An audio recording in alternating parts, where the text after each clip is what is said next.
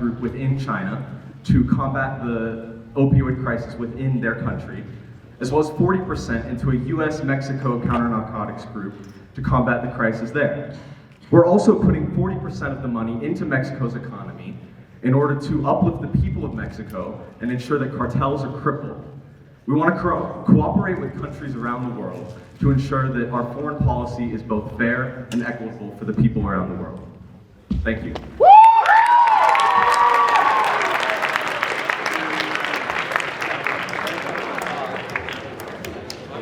Our next question will go to Party Polaris.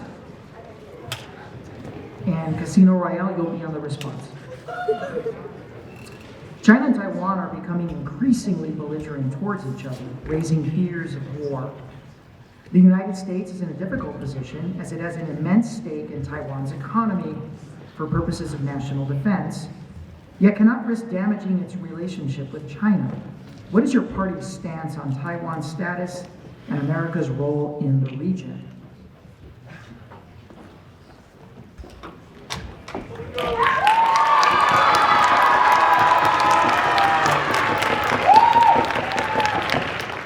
Our party's policy is that we will make sure that Taiwan and China conflict does not happen. We will stand by our current position of strategic ambiguity, not forcing Taiwanese people into a war. We will support Taiwan's economy by increasing semiconductor production in the United States while allowing Taiwanese companies to keep them profits. However, with China, we will maintain our current foreign policy with them by allowing them to import into the United States, as they are also a key ally economically. So, when we do this, we want to make sure that the Taiwanese people have a say in what they do. If they choose to go to war, we will support them and we will help them defensively and economically, but we will make sure that China is not a threat to them anymore.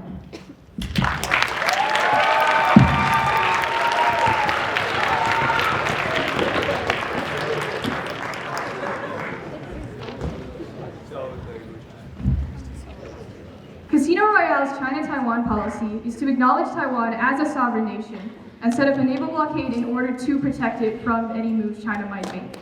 Anything that happens after would be on China's part, and we would respond accordingly.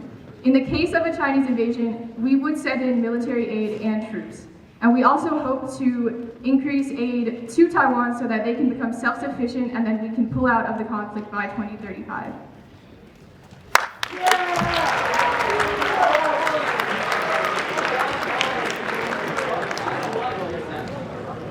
Our next question will go to Party Cupid, and on the response will be Party Polaris.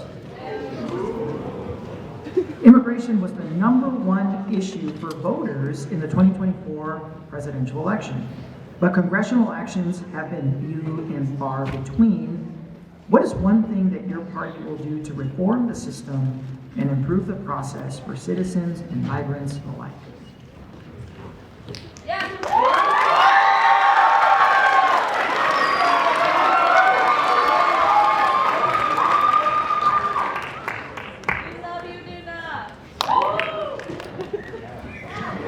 Roughly 8,000 people either encounter or try to cross the Mexican-American border every day.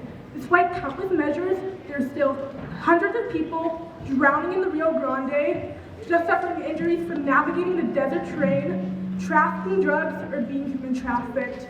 Here at Party Cupid, we believe that all people who've lived through these extreme, horrifying, and simply disgusting situations have a right to be in the U.S. and live freely. As a result, we're expediting the process for asylum seekers. We're simplifying the I-589 form and providing it in multiple languages. We're updating our website to include an AI help chat. We're allowing asylum seekers to submit all necessary documentation up to a week prior of their trial date. Additionally, over 50% of asylum seekers are denied entry because they simply don't know how to advocate for themselves. That's why we're giving legal counsel up to a week prior of the trial date so that everybody has a right to correctly advocate for themselves and be in the U.S. Thank you.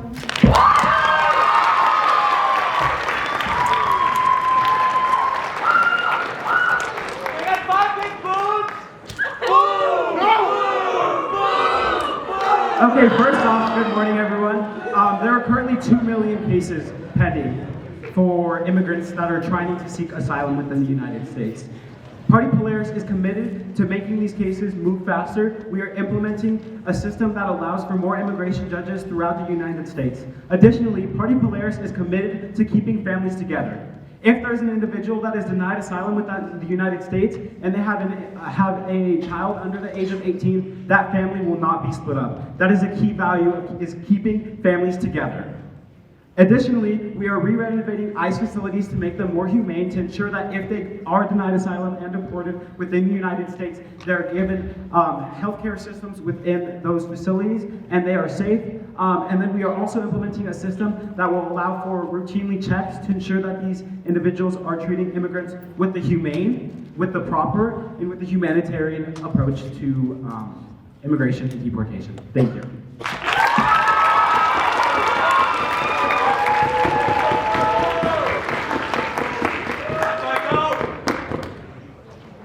Our next question will go to Party Hollywood for the initial answer, and then Party Cupid, you're up for the response.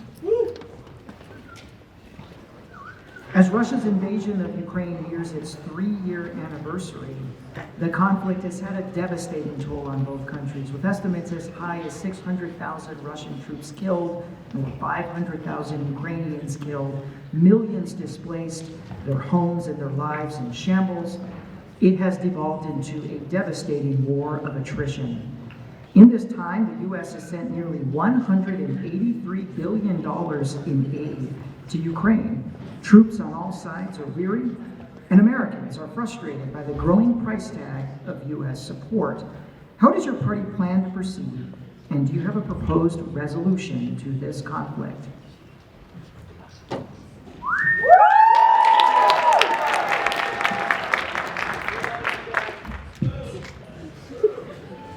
De-escalating tensions between Russia and Ukraine will not only serve U.S. foreign interests, but also stabilize the international globe.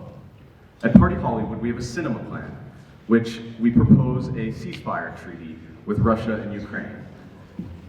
If Russia rejects the agreement, then we will send $50 billion in annual aid to Ukraine without increasing our military budget.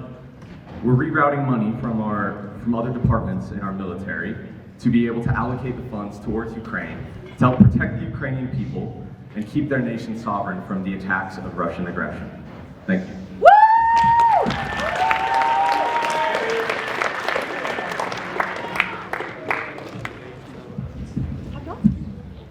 What Hollywood failed to mention is that if Russia rejects the proposition, they're planning on deploying 100,000 U.S. troops to Ukraine. Less than 1/3 of people support U.S. intervention in Ukraine. As a result, Party committed not to deploy troops into Ukraine. We're allocating $30 billion annually over the next 5 years to help Ukraine fight back. Additionally, we're forming a coalition to enforce price caps on Russian oil, decreasing the price of oil for our allies, and ensuring a more equitable future.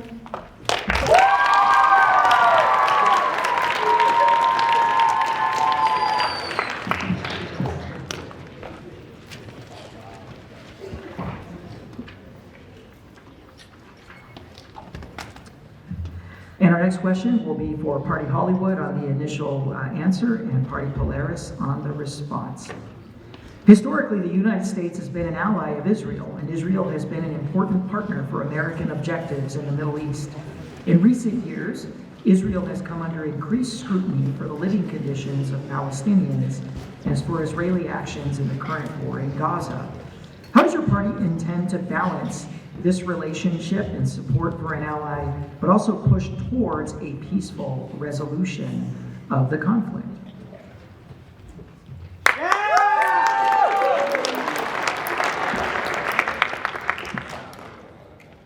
Party Hollywood plans to cut military funding to Israel from around $3 billion to $1 billion.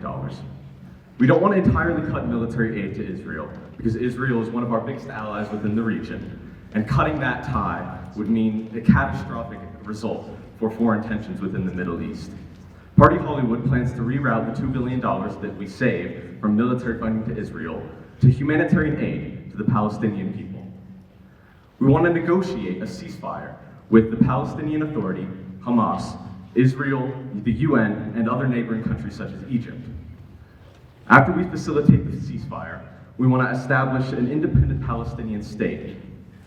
We want to revert back to the pre-1967 borders, after the 1949 Arab-Israeli War. We want to incentivize Benjamin Netanyahu and his supporters to step down from office, as they've committed numerous global human rights violations against the Palestinian people. Thank you.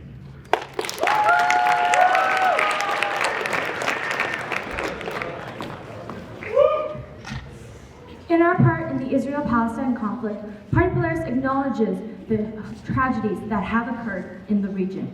However, we do also acknowledge Israel as a key strategic ally in the region. We will negotiate a ceasefire and send immediate aid to the Palestinian people, averaging almost $2 billion going there.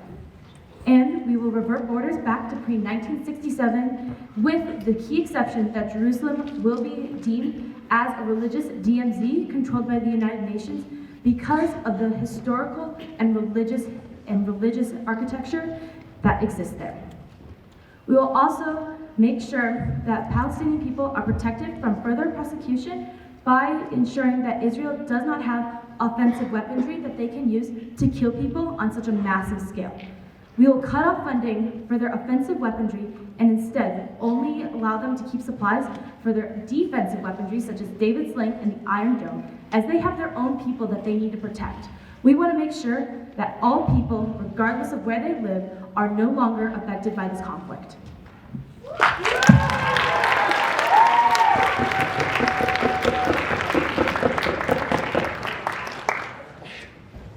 And the next question goes to Party Polaris, with Party Cupid on the response. Cryptocurrencies have taken the world by storm, raising huge... Oh, sorry. One question ahead, so cancel that. So this question is Party Cupid, the initial answer, and then Casino Royale in the response. So for decades, the U.S. has held an active military presence in North Africa and the Middle East to combat terrorist groups and insurgencies. Many sovereign countries depend on American assistance to keep their regions stable. How does your party plan to contribute to American and regional counterterrorism efforts?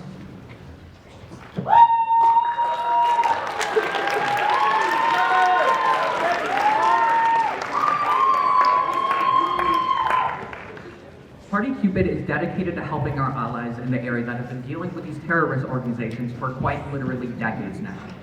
We do not want to put personal ground troops there because, well, frankly, it's not very popular and it's just not something that we want to tangle ourselves into since the U.S. has a very long history of interfering too much in these affairs.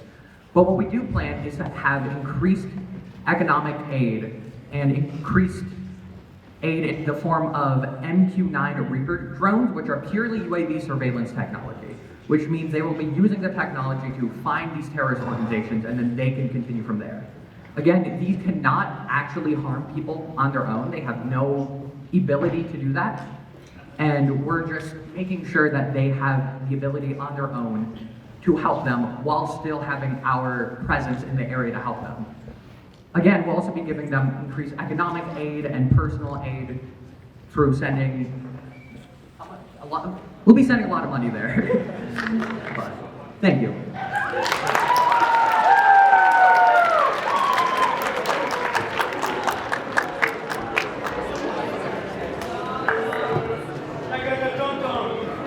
All right. So Casino Royale's policy has two different acts that we're going to be using. First, we have the Dragon Hand Act. That act is going to be sending humanitarian aid to different North African countries to help rebuild their infrastructure that has been torn by countless terrorist organizations. The second is called the Skyfall Act, where we will be redirecting military funds from military bases and instead working for in-country operations to help locate and attack terrorist cells. One of these policies specifically is focusing on sending more funding to drones, as well as research on drone strikes, so we can use it with non-explosive rounds, so that when we attack these terrorist cells, there will be minimal civilian damage, as well as minimal damage to the land. That's it, thank you.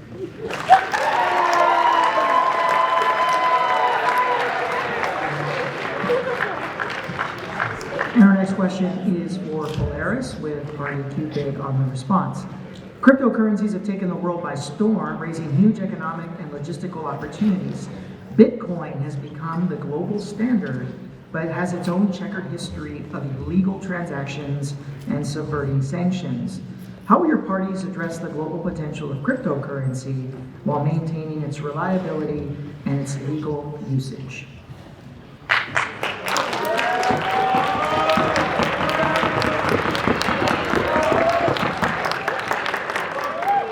The first thing that we're doing is establishing a thing called the Digital Asset Oversight Commission, which will be a new branch of the government that is designed specifically to regulate cryptocurrency assets.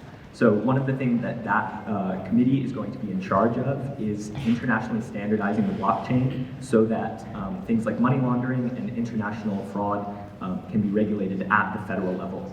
We'll also be creating things called sandboxes, regulatory sandboxes, which will basically allow for the implementation of new cryptocurrency technologies and procedures on a small scale so that innovation can be spurred without regulatory implications being compromised. And then the last thing that we're doing is making sure that anti-money laundering laws, and know your consumer laws are followed at the federal level in regards to cryptocurrency.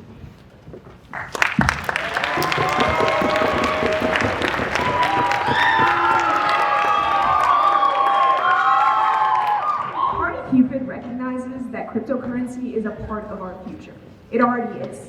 But right now, it's unregulated and often causes a lot of problems for people, both domestically and globally. So through Party Cupid's Crypto Revival Act, we are going to increase government regulation on crypto, both domestically and internationally. Also, we recognize that crypto is a huge way that high net worth individuals evade taxes. So we are going to be putting a 25% Cupid's crypto tax on these unrealized gains, which we will be establishing through increased government infrastructure. Finally, we will be creating the ICC, which is the International Cupid's Cryptos.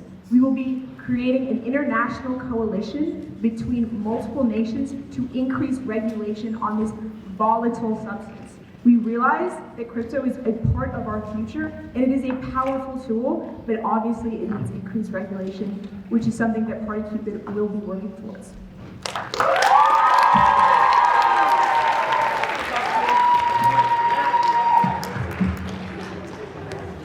All right, now we probably get to what I think is the most fun. It's the inter-party question portion of the competition, where it goes unscripted. And the way that it works is that the party I call on, they get to ask a question of their choice to any other party up here, and that party will get a minute to answer.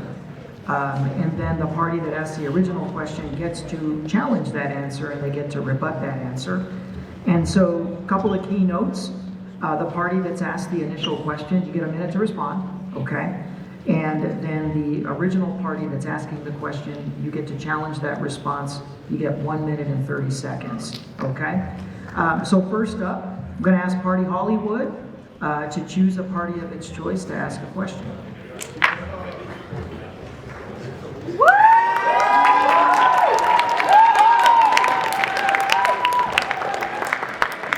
This is a question for Casino Royale.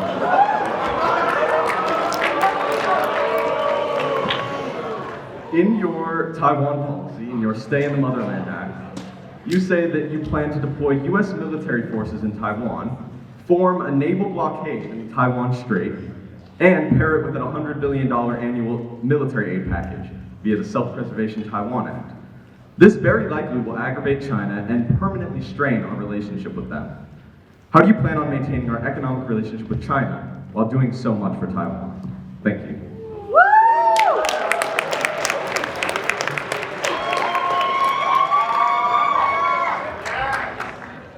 read our full policy, you would know that we're only sending in troops to Taiwan in the case of a Chinese invasion. The naval blockade is to prevent this invasion and to protect Taiwan, just to protect Taiwan. Our Self-Preservation China Act is sending aid to Taiwan so that they can develop their own systems, cybersecurity, missile systems, train their own troops. It's also that we can pull out of the conflict. We will not be aggravating China in any way.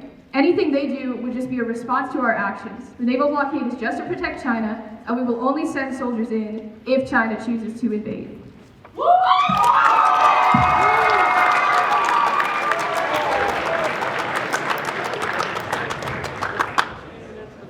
While your response is admirable, building a blockade 50 to 100 miles away from the China's borders is going to increase military aggression from China, don't you think? Additionally, an economic approach to strengthening Taiwan would be much more beneficial to the people of Taiwan and to the people of the United States. The United States does not need a proxy war in the Asian Sea, and the Taiwanese people as well do not wish to recognize themselves as sovereign. A majority of Taiwanese people recognize the situation that they're in and recognize that the US recognizing them as a sovereign state will only increase military aggression from China and essentially start a World War III.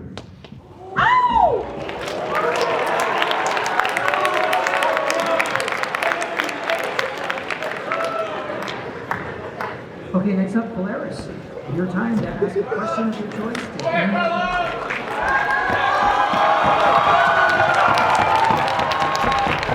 Hollywood. As you might have learned last year when reading The Devil's Highway in Mr. Hilbert's, Border Patrol agents are often the first to provide any aid to migrants in need of assistance. How do you intend to ensure this humanitarian aspect of Border Patrol will not be lost in your reduction? You are reducing $3 billion away from U.S. Border Patrol. That is nearly half of all of Border Patrol funding. Thank you.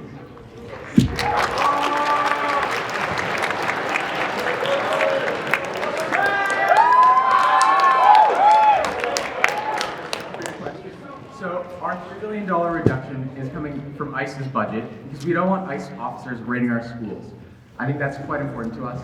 What we're doing with immigration is we're increasing funding to increase legal immigration into the United States so that fewer people fall into the position of having to cross the Devil's Highway. We also want to solve it from the root. You're going to hear us say that a million times because it's incredibly important to us.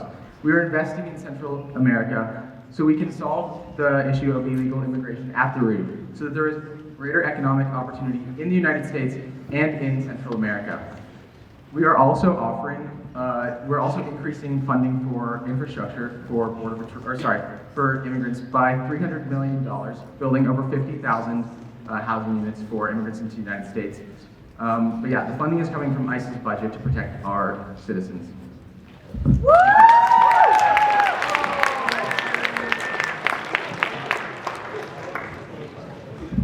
Thank you for that. However, ICE and Border Patrol are completely different entities. They both fall under the Department of Homeland Security, however they are separate. In your policy, it states Border Patrol specifically. So those individuals that are crossing the border will die. You are not supporting them with anything because you're taking away that Border Patrol from them that is enabling them to go out and save those individuals. Additionally, you're trying to address it at the root of the problem, but all you're doing is creating economic imperialism at its finest. To state that, juniors, I know that you just learned this last unit. Task diplomacy is the exact same thing that they're implementing within their policy. And this also didn't work. It was just a racist propaganda thing against Latin America that TAP created to ensure that these individuals, basically, you guys learned what it is. It's dollar diplomacy at its finest. Thank you.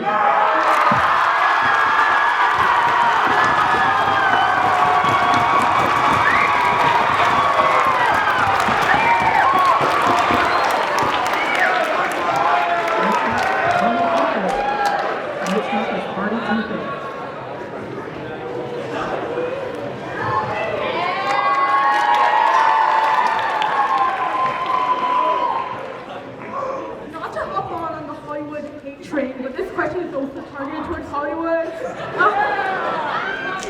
In your Latin America policy, you say you're giving full aid to El Salvador under the condition they revert from the US dollar to like the colon or an independent valued currency. My question is, why are you doing this and how do you think you'll be able to enforce this in El Salvador?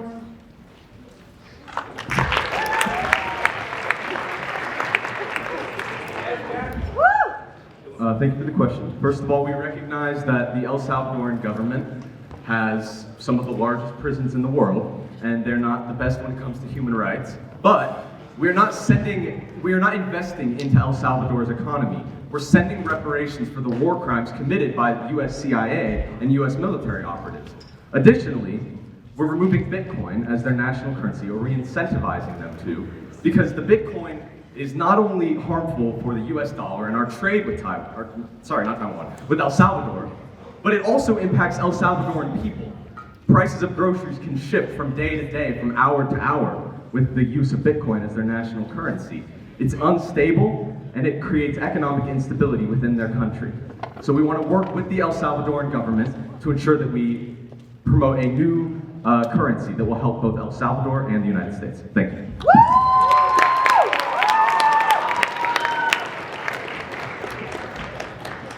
Hey Hollywood, I think your policies sounding a lot like economic imperialism.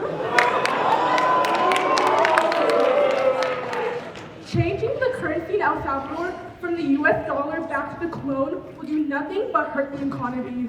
Back in 2001, when they first instated the US dollar, as the main form of currency, it helped save the economy. The inflation rates, which had previously exceeded over 10%, had fallen to nearly 0% by 2015. Additionally, enforcing the colon and another independently valued currency will do nothing because Salvadorians don't trust it. They already have the US dollar, which is a reliable and stable currency. With this policy, Hollywood wants you to think they have a blockbuster hit, but all I see is a box office flop.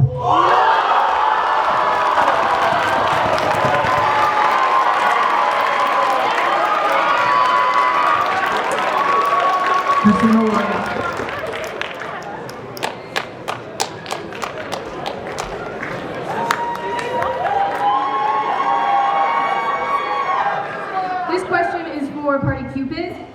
Your plan to eliminate terrorism in Afghanistan by collaborating with the Afghan National Defense and Security Forces to stop Taliban control. However, this organization no longer exists, and the Taliban is in control of the country. So you plan to work with a non-existent organization to stop terrorism. Plus, the rest of your plan also sounds all too familiar to our previous efforts in Afghanistan. How will this time be any different?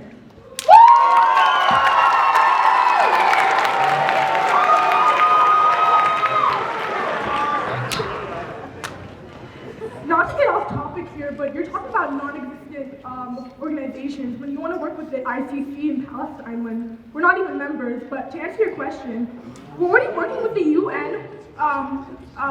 The UN already has organizations to help with Afghanistan and other sections of the Middle East. There's stuff like the UNRWA and the UNCSB, which have enacted policies based on accountability, transparency, and reliability to make sure that they foster growth and protection for Afghanistan. Thank you.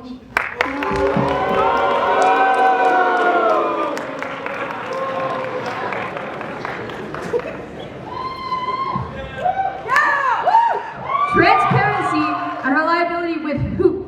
There is not an organization to work with. At least the ICC exists.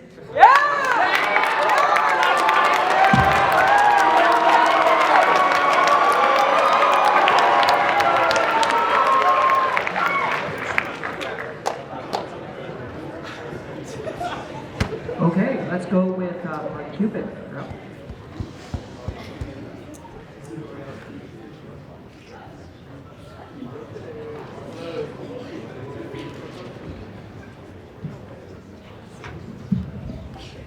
This question is to Polaris. In your Palestine-Israel solution, you plan on giving humanitarian aid to Palestine while continuing to fund Israel. Do you not think you're just supplying both sides of the war?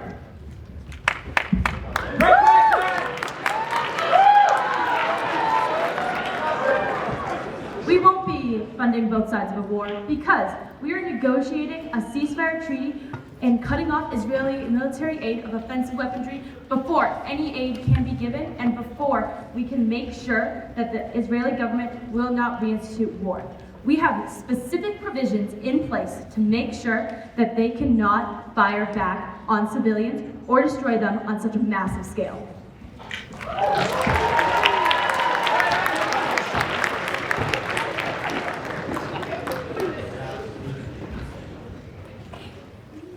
Thank you for your response, Polaris. But Israel still has one of the largest nuclear enrichment programs in the region. They can use this nuclear enrichment to leverage force against Palestine and extend ceasefire negotiations for longer. Thank you.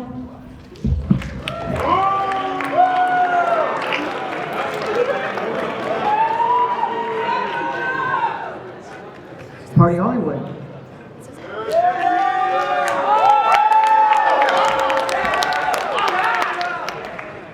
First of all, Nuna, you're lying your ass off. We're not replacing the US dollar with an independent currency. If you read our policy, we're replacing Bitcoin with an independent currency. They can still use the US dollar. So read our platform next time. This is a question for Party Polaris.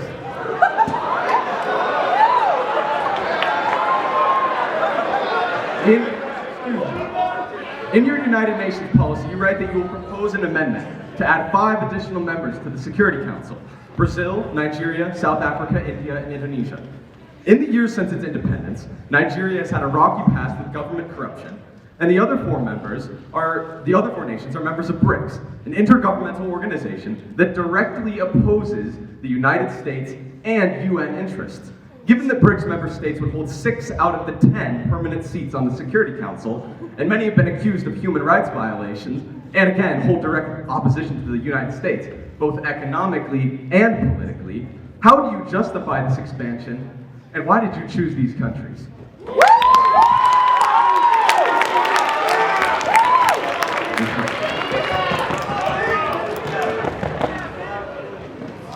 Couple reasons, actually. The first one is that we believe that the world, the organization that represents our entire planet, the United Nations, should represent our entire planet, and not just the 5 superpowers in control after World War II. Additionally, these nations would not have entire control of the Security Council because of the nature of its existence. We're also adding 10 rotating members to the existing 10 rotating members to the existing 5 rotating members, which will make it so that the ratio is actually maintained, and in fact, it's less centralized as we add these new members. So what we're really doing is increasing representation, and we believe that the US is not the only important thing on the world stage.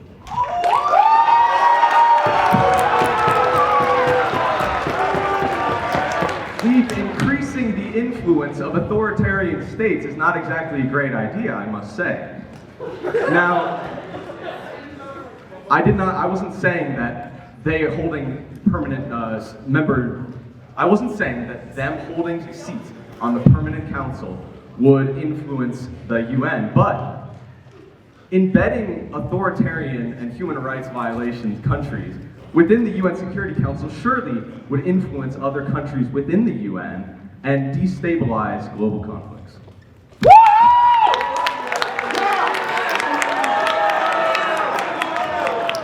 Okay, Party Polaris.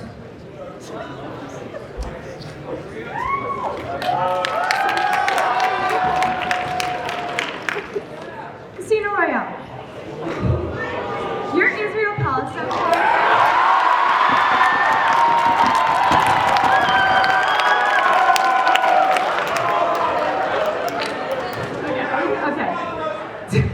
Your Israel-Palestine policy actively destabilizes the region. Your plan to dissolve Israel as a nation will cause war, and it will cause militant groups who are loyal to the Israeli government to want to rise up and hurt others. How do you plan on making sure that others are not hurt and that militant groups in the region are dealt with? Also, how do you plan on making up for the lost alliances that we will have within the region? Woo!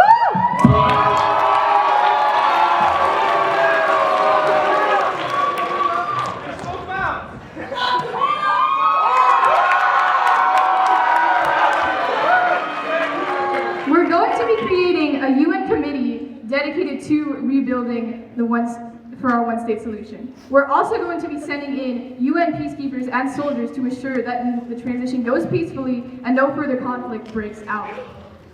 At least our plan actually does something.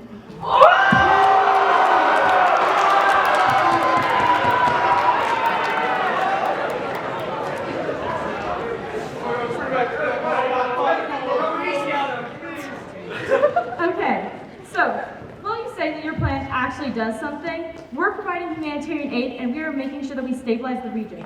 You say that the United Nations will have control over that area. However, the United Nations has failed before to reshape countries in the Middle East.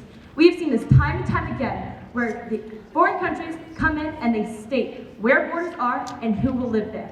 However, that has caused most of the conflict within the Middle East.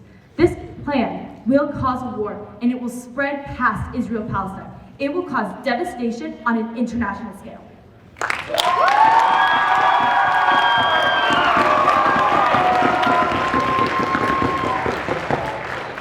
Casino Royale.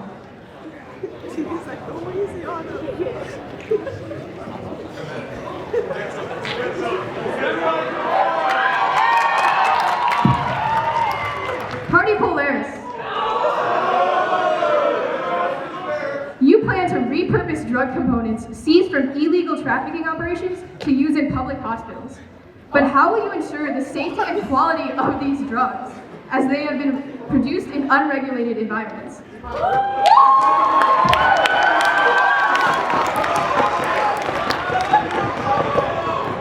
So that's really a simple question, actually. It's a lot of immense, not background checks, checks of the drugs to ensure that before these drugs are being implemented within the hospitals, they are not going to kill people if they are laced with fentanyl and opioids and things like this. Additionally, their policy, if you have 4.5 milligrams of illicit substances, including opioids, if that's fentanyl, you can kill 2,000 people with that dose. 2,000 people, let that number set into your mind.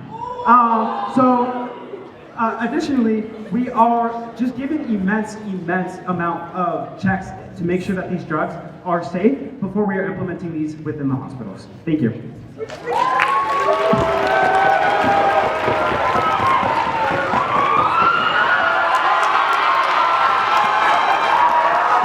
I apologize for the switch up, but you attacked one of our domestic policies, so let's stay very clear. The 4.5 grams of illicit substances is not just, oh, I have 4.5 grams of fentanyl in my pocket. No. Fentanyl can be laced in anything. It can be laced in weed, cocaine, hell, even cigarettes. To address your claim on our foreign policy, right? Well, actually, no, your foreign policy. How would you ensure, how much money will you pump into these systems to clean out these needles, to make sure nobody accidentally overdoses on fentanyl when they shouldn't have?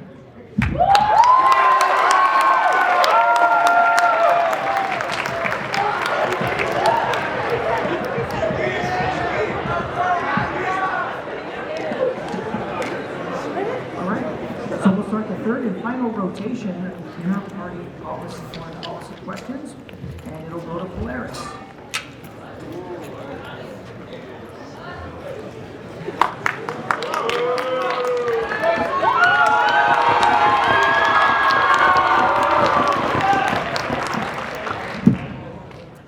Party Keeper, you have stated that you will use MQ-9 Reaper drones in the Middle East.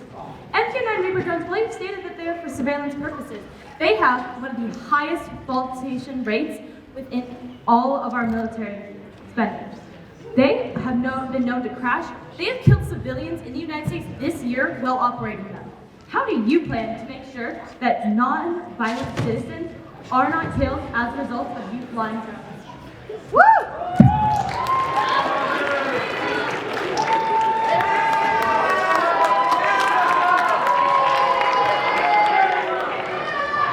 So we're not only supplying those Reaper drones in the areas, we're also supplying countless other supply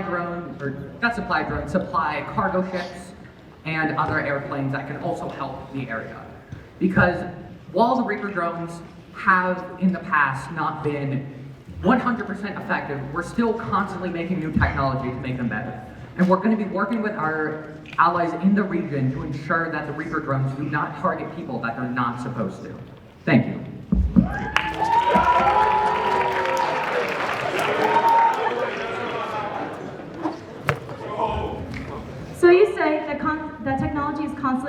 However, MQ-9 Reaper drones haven't been updated since 2010. So, instead, you also say that you're giving humanitarian supplies. That's what we're doing too. All I'm saying is you don't need military weaponry to do that.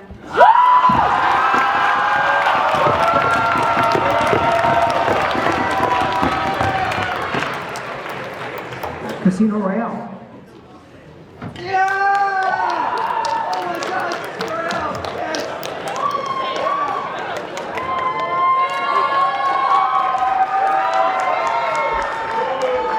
Party Hollywood. Why do you plan to integrate NATO into the EU despite one being a military system and one an economic? You fail to give specifics about this union, and it looks more like you're just meddling in European affairs.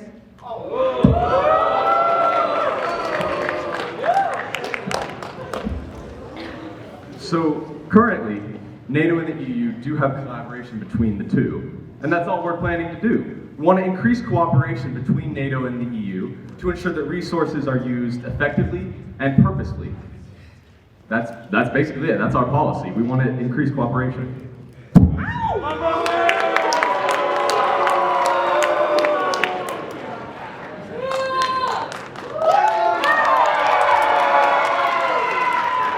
But your policy said you're integrating NATO into the EU. The US is not part of Europe.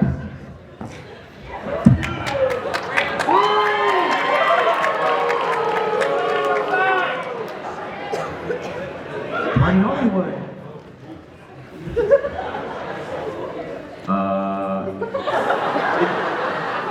Integration can mean collaboration and cooperation between the two. And also, the United States is part of NATO. And NATO is a European organization. No. So, Party Hollywood, is that a question? Oh shit, you're right.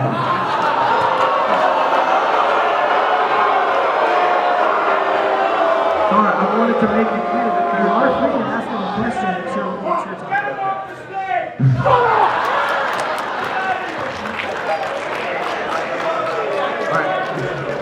All right, this one is for Party Polaris. The relationship between China and Taiwan remains one of the most tenuous conflicts in global geopolitics, with the potential to reshape the balance of power in Asia and beyond. You argue in your platform that you are going to maintain strategic ambiguity, yet you're sending $20 billion in military aid to Taiwan over 5 years, I believe, or 10 years, to bolster its military strength. How do you justify this expenditure and its increased risk of Chinese retaliation?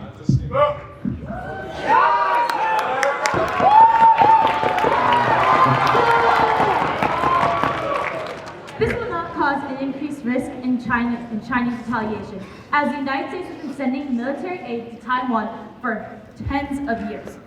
We will maintain our position because that is what has kept Taiwanese people safe for decades. Taiwanese people and Taiwanese families have been affected by the possibility of war for so long. They have been scared and they have left the country for this reason. The $20 billion is to help make sure that people are safe, that people will not get attacked, and part of that is also going to cybersecurity to make sure that people don't get hacked and that citizens will be protected in this conflict. Before Hollywood responds, Mr. Feeney, that is a second warning for language and tone.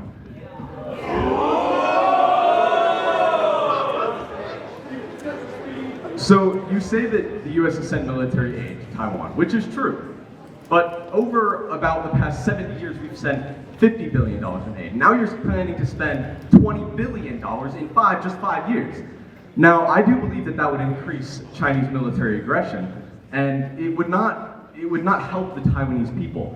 Economically, you want to bolster their economy and provide social services to the people of Taiwan. Providing military aid to the people of Taiwan does nothing but increase Chinese aggression and Chinese retaliation against the people of Taiwan. Thank you.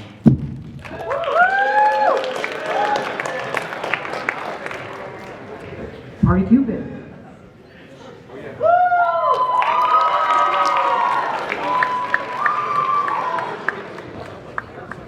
Mr. O just reminded us to be tasteful and tactful, but I just have to say, MQ-9 drones were actually last updated in 2022, for your information, but I ask Casino Royale this question because it's been really lingering on my mind.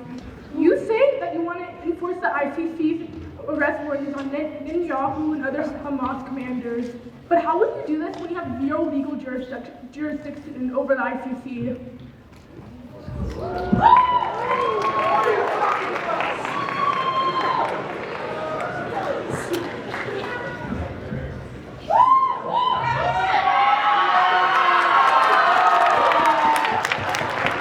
We're just going to recognize the warrant. We can, and the ICC isn't some secret club that we can't join whenever we want. We can always just become a part of it. And even if we don't, we're going to honor their warrant and go through with this.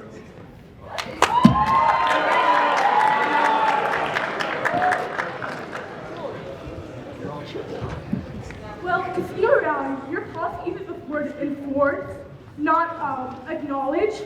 But also, even if the U.S. were to join the ICC, we'd still never be able to enforce the warrant unless Netanyahu were to leave Israel and go to another ICC member state. Casino Royale entire policy, Casino Royale's enforcement on the ICC's arrest warrant is a complete lie. Thank you.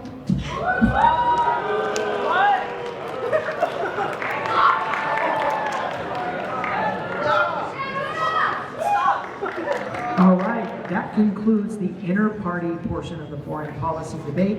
Now's the time that each one of our parties gets to make their closing statement, their final pitch to you, the voters, on their foreign policy platforms. Each political party will have 2 minutes to make their foreign policy closing statements. Up first is going to be Casino Royale.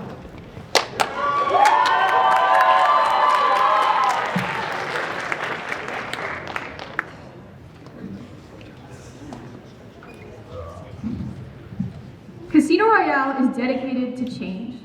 Our foreign policy's mission is to take a stand. We're clear and straightforward in our goals, so that we can finally solve problems instead of pushing them along for the future. Our policies happen now to protect the people of today. Casino Royale cares about you. We want a future where everyone is treated justly, where peace can prosper. That is why, whether on our own borders or overseas, we offer fair, real solutions. Casino Royale aims for progress. We aim for change. And as you've already seen, we do not hesitate to hit the target. Thank you.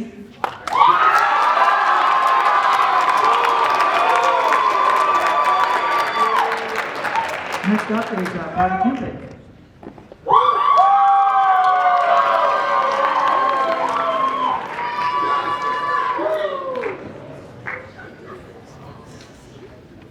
Dear class of 2026, we all wish that the world would just fall into place. I do too. We dream of peace, fairness, equality, of a world with quick fixes. But let's be honest, we all know that's not how real life functions. Nothing fixes itself. Change isn't fast, it isn't based on luck, or hopes, or prayers. It's built choice by choice, action by action. Party Cupid isn't here to offer quick fixes or easy answers. We offer real solutions that actually work in the world we live in, like reforming the UN so it can fulfill its mission instead of standing by when the world needs action more than ever. It means making legal immigration and asylum seeking far easier. It also means shutting down drug flow from the border only 50 miles from here. These aren't empty slogans, they're promises of a safer and fairer world. The challenges we face aren't simple. If they were, they'd have already been solved. We don't believe in policies based on wishful thinking like some other parties. We're about doing what will make a genuine impact. From building strong partnerships with other nations to investing in long-term solutions, we won't just maintain the status quo. It means investing in solutions that don't just work today, but instead also create a foundation for tomorrow. Because at the end of the day, leadership is about making decisions that will last long after the applause fades. It's about choosing action over words, real solutions over illusions, and a future we can truly count on. And that's exactly what we're here to build. With love, your leaders from Party Cupid. Thank you.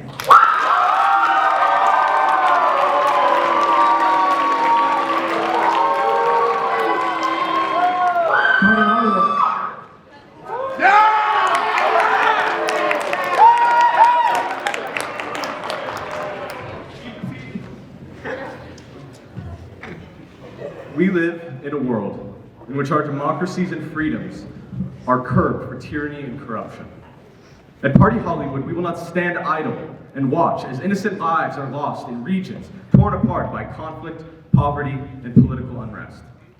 We must address these instabilities at the source and balance our internal goals with our foreign interests.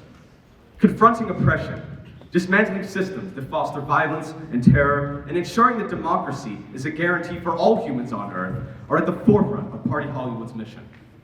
Other parties will stand up here and talk to you about how they will solve global crises, yet they propagate the very violence that they claim they will eradicate. Peace is not merely the absence of war, but the presence of justice, stability, and freedom. The world does not need passive leaders who will stand by while innocent people continue to suffer at the hands of the powerful. Party Hollywood brings resolve, strength, and a vision that will lead us into the future and set the stage for peace and democracy to flourish. Thank you.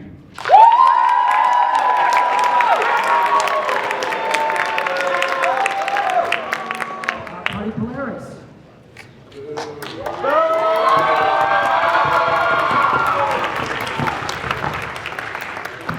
Party Polaris is living up to our namesake and letting the North Star guide us to a brighter and more prosperous future.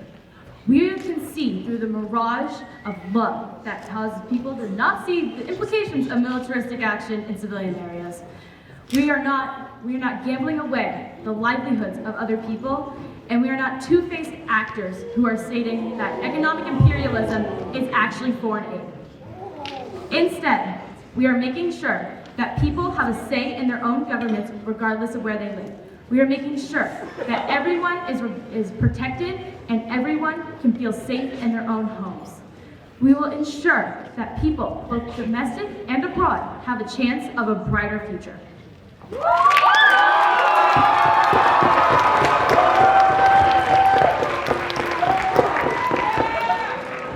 And that concludes the foreign policy portion of today's debate. Give everybody a round of applause.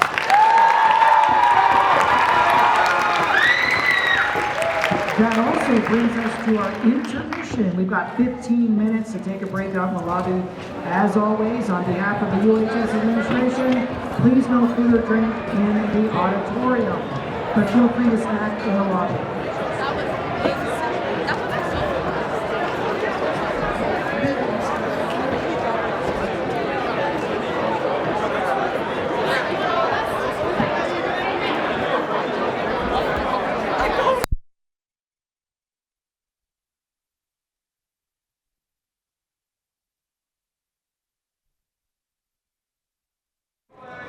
Hello, welcome back. We will now begin the second round of the debate. This section will focus on domestic policy and major issues facing Americans here at home. Please welcome back to the stage our moderator, Superintendent Dr. Trujillo.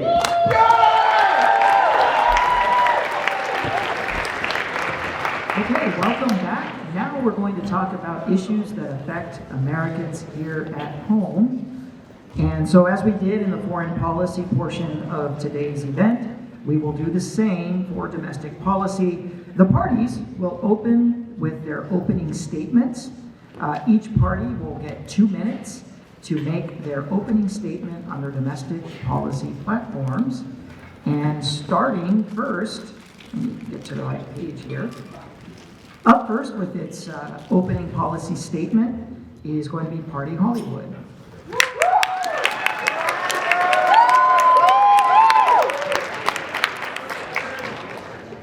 Welcome back, juniors. My name is Gavin Waite, and I'm the domestic chair of Party Hollywood. Here at Party Hollywood, we strive to create the best version of America, emphasizing preventative measures to halt further tragedies in our nation and set American families up for success. Here at Party Hollywood, we know the most pressing issues our society faces, and we know what needs to be done to solve them. Each day we wait to resolve the issues of the past, our present issues worsen, consuming our hopes of a better tomorrow. As our country grows more divided, tyranny comes closer and closer, eating away at the foundations of our democracy. Each day, more than 100 victims die from gun violence, and each day that passes brings the families of those victims closer to financial and emotional ruin. At Party Hollywood, we recognize that it isn't the guns that kill people, but the ammunition. We recognize that homelessness isn't due only to the fact of only due to the lack of homes, but rather to the lack of resources for those who need them most. We recognize that unemployment isn't always caused by a lack of jobs, but by lack of training. By focusing on solving problems before they arise through educational excellence, environmental shifts, and protective public safety policies to help the people of our nation, many of these tragedies will cease to exist. Hollywood will take action. After all, acting is what we do. Now, I know many of our political adversaries would say we're a bit slow to the uptake, but what we are is realistic. We will create a better society in a way that lasts, a way that can be done reliably and without harm to our citizens in transitional times. Thank you all for listening, and I hope you enjoy the show.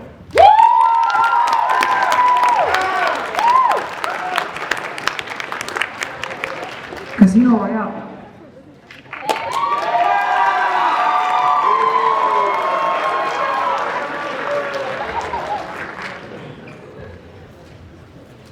I'm not a Boy Scout, but as a wise man once said, always be prepared. Here at Casino Royale, we decided to take a different approach to running this nation.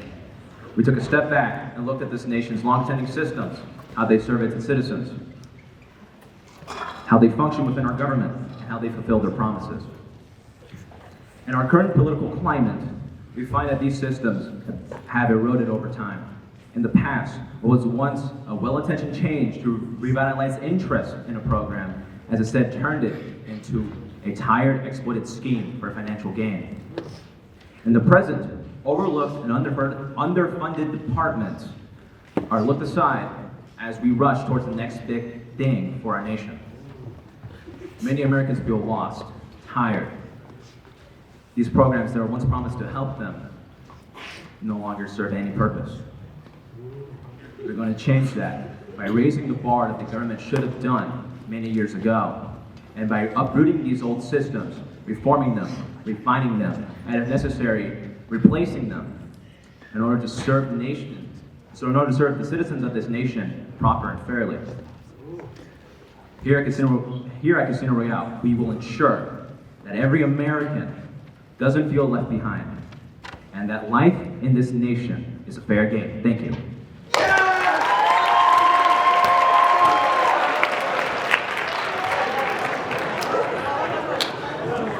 Next is Party Polaris.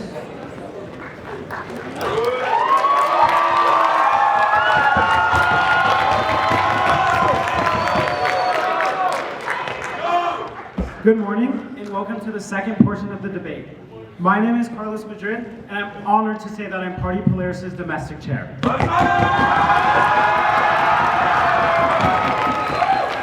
Growing up in poverty on the south side of Tucson, I've seen the issues which affect everyday Americans. I've seen my father struggle with drug abuse and how America pushed him away rather than helping him rehabilitate. I've seen my brothers struggle to pay for college due to the skyrocketing cost of tuition. I've seen my friends struggle with the ideas of their families possibly being deported despite contributing to the U.S. economy for the past 20 years. I've seen my community struggle to pay for their electricity bills as prices will rise while income stagnates. And I've seen myself struggle with acceptance as I feared I'd be discriminated against due to my sexual orientation. This is why I'm standing before you today, to enact a vision for America, where these struggles don't persist, to propose the vision of Party Polaris. Party Polaris is committed to creating a United States for all Americans, a United States where rehabilitation is accessible, where college is affordable, where immigrants are supported, and where energy is equitable, a United States where kids don't have to grow up fearing discrimination, a United States for all of you, where your voices hold power. Thank you.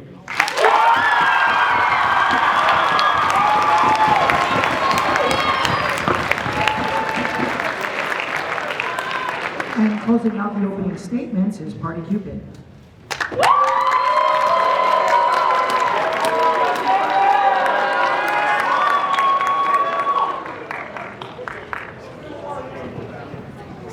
Seven. 77% of Americans live paycheck to paycheck. Look around you. Your friends, your peers, your teachers, maybe even you personally have experienced this. Rent, groceries, gas, utilities, insurance, student loans, car payments, until there's nothing.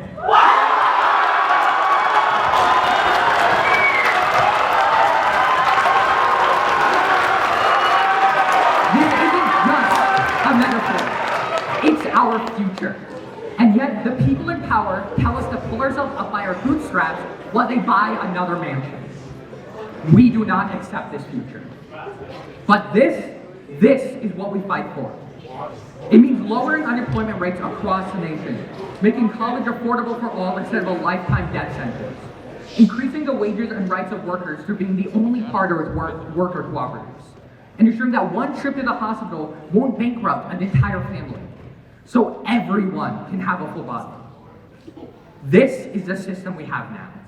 Nothing but emptiness. But it doesn't have to stay this way. We can build something better, where our hard work leads to security, not only survival. A future where no one has to choose between having a roof over their head, eating food, or life-saving medication. We have a choice. Accept the empty cup that other parties will give, or demand a future overflowing with opportunity. Yes, sir!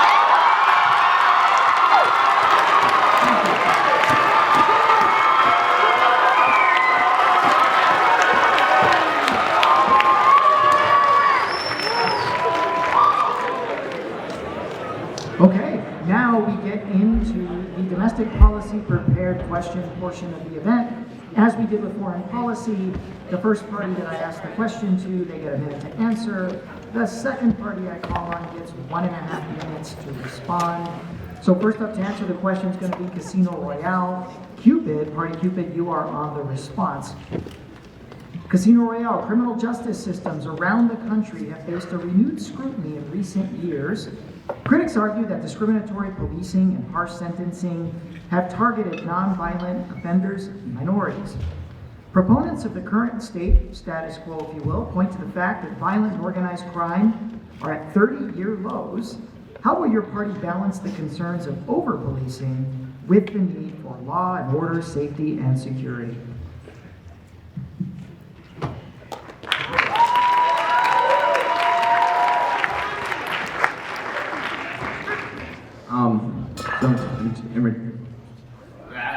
I'm sorry about that. A little flustered here. In regards to our criminal justice reform, we plan on establishing and expanding reform towards juvenile delinquents, making sure juvenile life without parole is illegal, and expanding programs for juveniles in order to have a better education, a better life, while they may be imprisoned for whatever wrongdoing they have done. In regards to adult criminal reform, we plan on expanding rehabilitative centers, not just for drugs, but also to just integrate better into society, to have a better education, life choices, lifestyles, in order to better integrate into society once they get out. Thank you.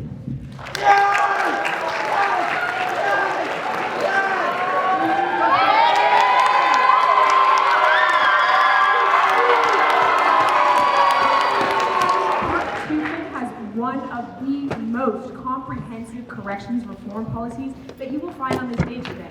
Not only do we have a corrections reform policy, we also have a law enforcement reform policy. We also have a police surveillance policy. Overall, Party Cupid is committed to ensuring equitable justice for all. We will be highly regulating the use of these untested and unregulated AIs in policing, unlike some other parties. We will be focusing on reducing recidivism in corrections and shifting away from punishment. We will be increasing funding towards policing because we realize that crime is a real problem, but we will be shifting towards non-violent resolution tactics. Overall, Party Cupid is aiming to protect their citizens, not profile them.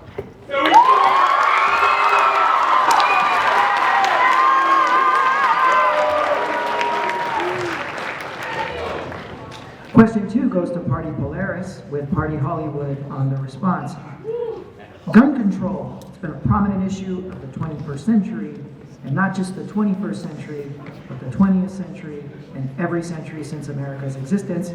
American society continues to be plagued by firearms, with millions of Americans across the nation with passionate beliefs about gun control and protection of the Second Amendment, which have caused paralysis in Congress decade after decade. So now, gun control emerges as a primary issue in the 21st century.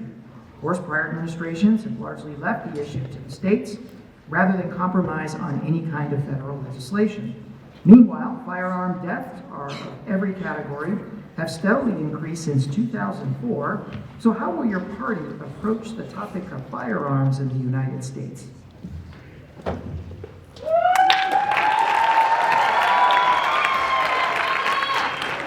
I would first like to take a moment to address the millions of individuals who have died to gun violence over the past decade. Additionally, Party Polaris is implementing more background checks. However, Party Polaris understands that background checks can't solve all of the issues. We are implementing a 7-day waiting period to ensure that these homicides and suicides that usually that happen within the first 24 hours of the purchasing of a gun does not continue to spread. Additionally, we are banning the importation, manufacturing, and selling of any high-capacity magazines. Only around 8.9% of individuals, of gun owners within the United States own these magazines. However, they cause harms to millions. Additionally, we are implementing a red flag law to ensure that individuals that are in crisis, their families can report if they are in crisis and they have access to a gun to make sure that these are, they don't hurt themselves. And then lastly, we are implementing a system to make sure that this does not continue to happen and racial profiling doesn't happen. It would only be individuals. And then lastly, sorry, I think my time is over. That's my time.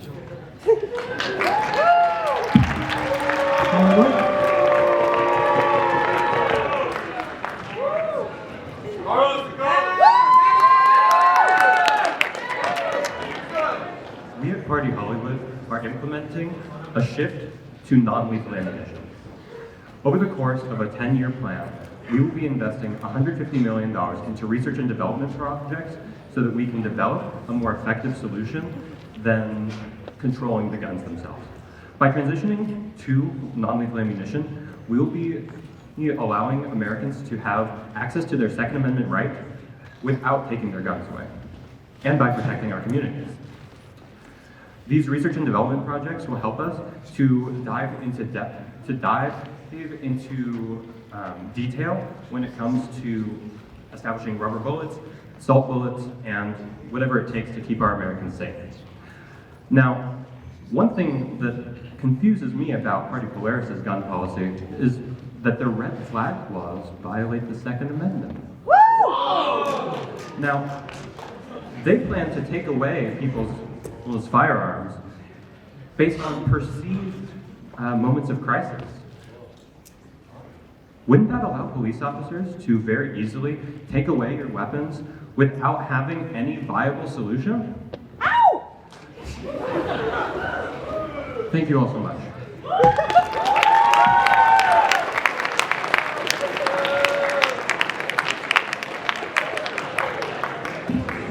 And the next question will be for Party Hollywood with Casino Royale on the response.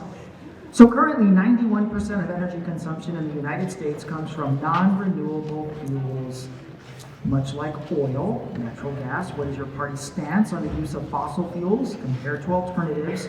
And what are your party's priorities on energy policy?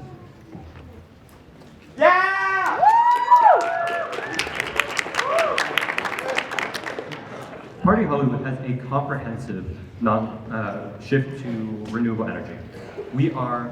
We're capping emissions for all businesses in the energy and industry sectors at $5 billion with a 5% decrease annually so that we can ensure that we are transitioning to these renewable energy sources. We are building 10 nuclear power plants over the course of 7 years so that we can make this shift effectively. We'll also be decreasing the amount of oil that is imported into the United States using the 2023 metric of 2.37 billion barrels, decreasing by 5% per year to make sure that we are effectively making this transition. We are also giving subsidies to companies during this transition period to fund these renewable energy sources, such as solar or investments into our nuclear power sectors. Thank you.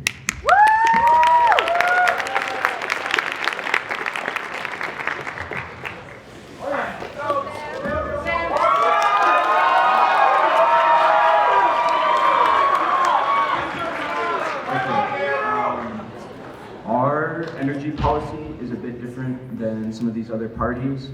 Most of the other parties on stage are focused on nuclear energy.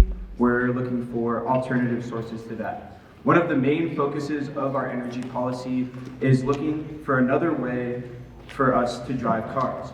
We're shifting funding from electric vehicles because they have been proven to be just as harmful to the environment as gas cars.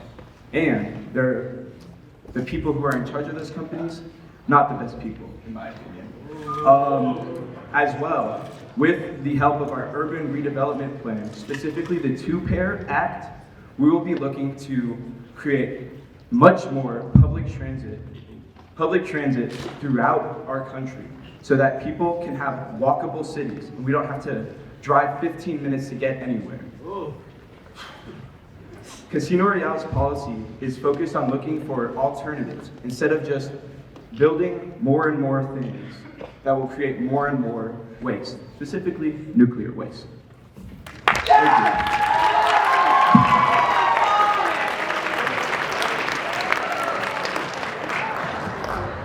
Next question is for Party Cupid with Party Hollywood on the response. Unemployment and homelessness are on the rise, and cities across the country are struggling to adapt to the challenges of each. How does your party propose to bring economic stability back to America's cities and communities?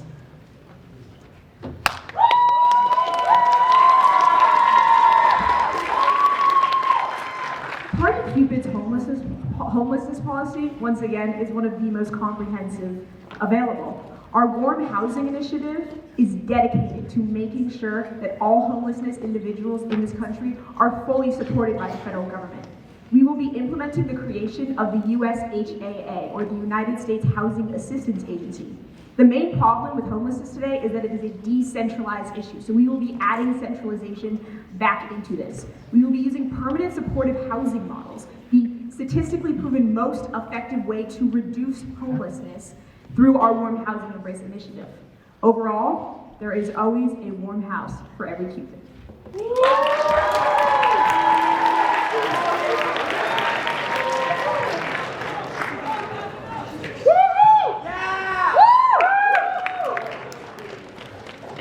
Here at Party Hollywood, we recognize that homelessness is a real issue. We will be solving this issue by expanding Section 8 housing vouchers by $8 billion, expanding it to have more access to over 100,000 more families. Now, additionally, we will be doing infrastructure reforms so that there is a higher access to housing. We'll be doing this by changing zoning laws so that single-family housing can be closer together so that people are centralized and able to work in their communities. We'll also be raising the minimum wage by $1.05 each year up until the point of $12.50 so that people can afford to live.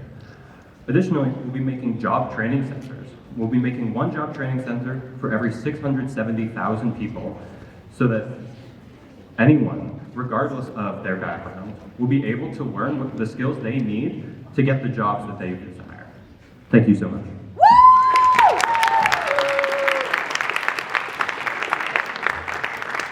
And the next question is for Casino Royale with Party Polaris on the response. With the overturning of Roe versus Wade, abortion regulations returned to state lawmakers. Abortion laws are now varied from state to state, and enforcement is similarly unclear. Will your party pursue a uniform federal policy on abortion?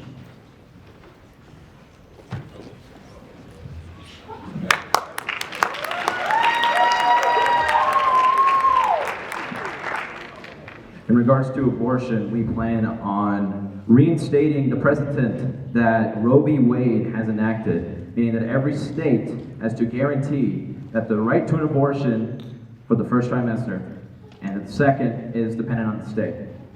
We are also planning on repealing the Comstock Act. That act prohibits the transportation of abortion pills across state lines, because under that act, they're classified as obscene materials. It's medication meant to help out those that either need an abortion for either a medical reason or for their own personal reason. We are not going to infringe on their privacy on that. All right, thank you.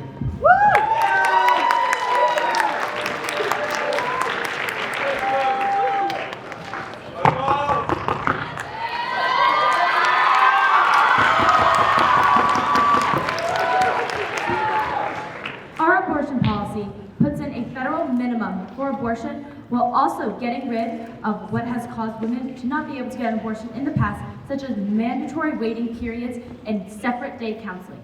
We will institute same-day counseling if the woman wants. If she doesn't want counseling, she doesn't have to get it. And so, instead, we will make sure that women can get an abortion within a reasonable amount of time and that their opportunity cost for getting an abortion is non-existent. We will make abortions free, and we will ensure that all women have the right to an abortion if they so choose.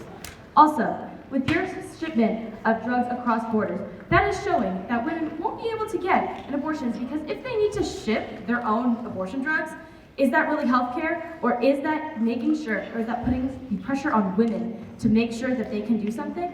Instead, we want to make sure that women will have the access on their own.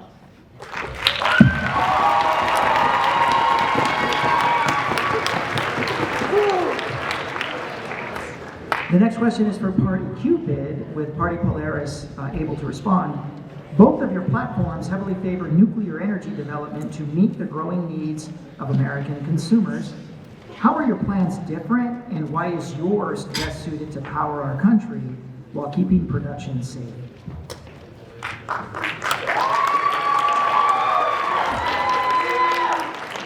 So actually, unlike the other parties, we are not favoring nuclear energy.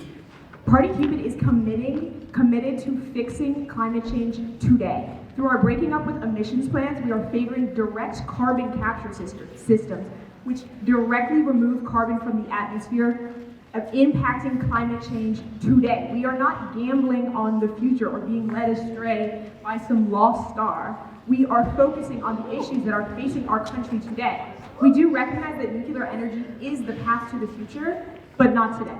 So we will be investing up to $50 million into nuclear technology to get it to the point where it can support our country. Thank you.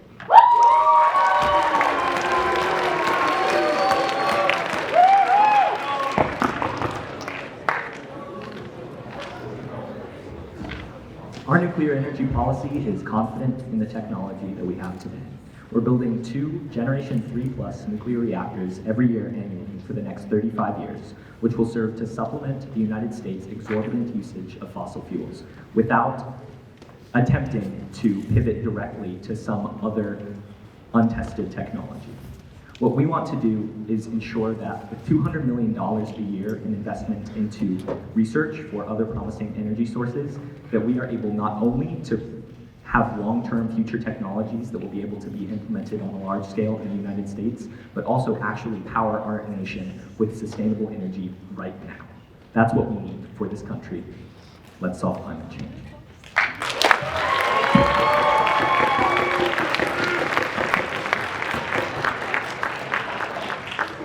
This question goes to Party Polaris, with Party Hollywood on the response. Artificial intelligence, or as we know it, AI, systems have presented a huge opportunity and risk for American citizens. On one hand, AI can speed up medical and technological breakthroughs and make workplaces more efficient. On the other hand, watchdogs are worried about invasions of privacy and job security. How will your party balance these concerns and address the artificial intelligence boom?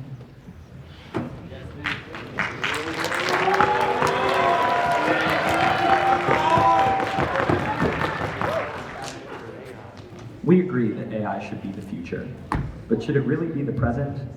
We believe that artificial intelligence is not at the level yet to be incorporated into sensitive government systems in the way that Party Hollywood will be doing with their AI policy. What we would like to do instead is increase regulations, increase research, and increase the ability of private artists to take back their content with things like copyright infringement laws being applied to artificial intelligence generation databases, and also a digital watermark that ensures that fraudulent content like deepfakes and AI image generation are always marked with something that signifies to the viewer that they are not real. That's what we think is the best course of action. Thank you.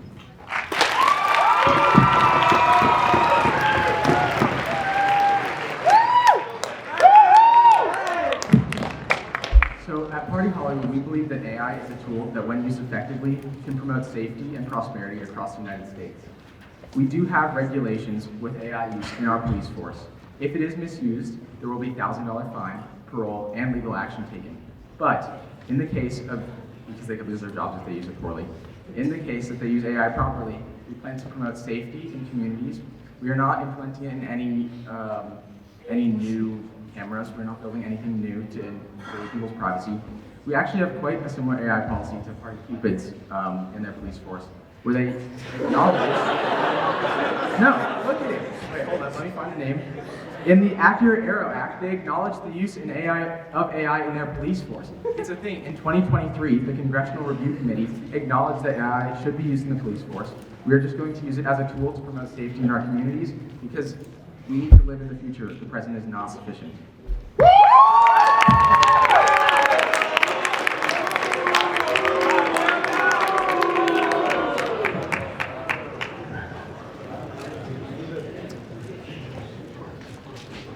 Okay, last question. Each party will have 2 minutes to respond.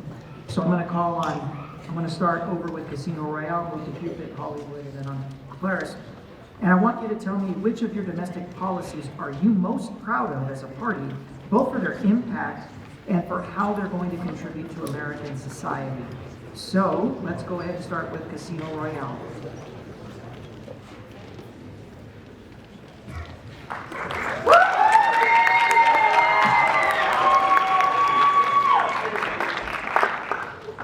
I'd say that one of our strongest policies that we have is our domestic side of the immigration policy. We are working towards making asylum seeking easier for those who need it. We are expanding the access point of what is considered asylum to include domestic violence and gang violence amongst all nations.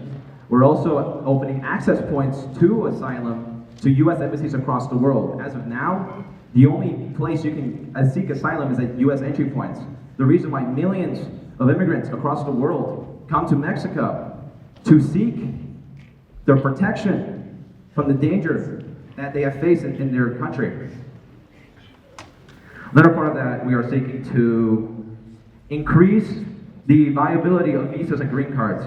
In terms of prices, we are lowering them across the board.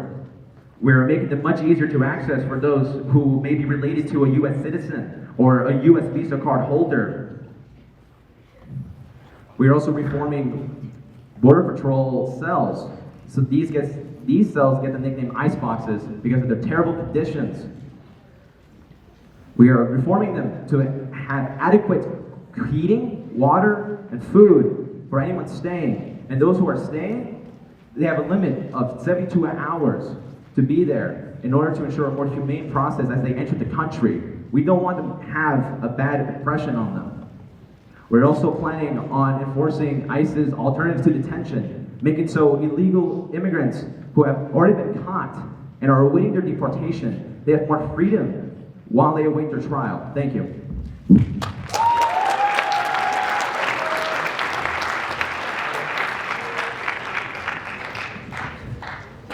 I would say that my favorite policy of Party Cupid's is our Reproductive Restoration Act, which is our abortion policy. Under Party Cupid, we will not be leaving the rights of women up to the whims of the states. We will be codifying Roe v. Wade on a federal level with absolutely no restrictions, unlike some of the other parties on the stage. We will be increasing access to mifepristone across the country. We will also be repealing the Hyde Amendment to ensure that these can be considered medically necessary procedures and covered under not only government, but also private insurance. The rights of women should be a right, not a privilege.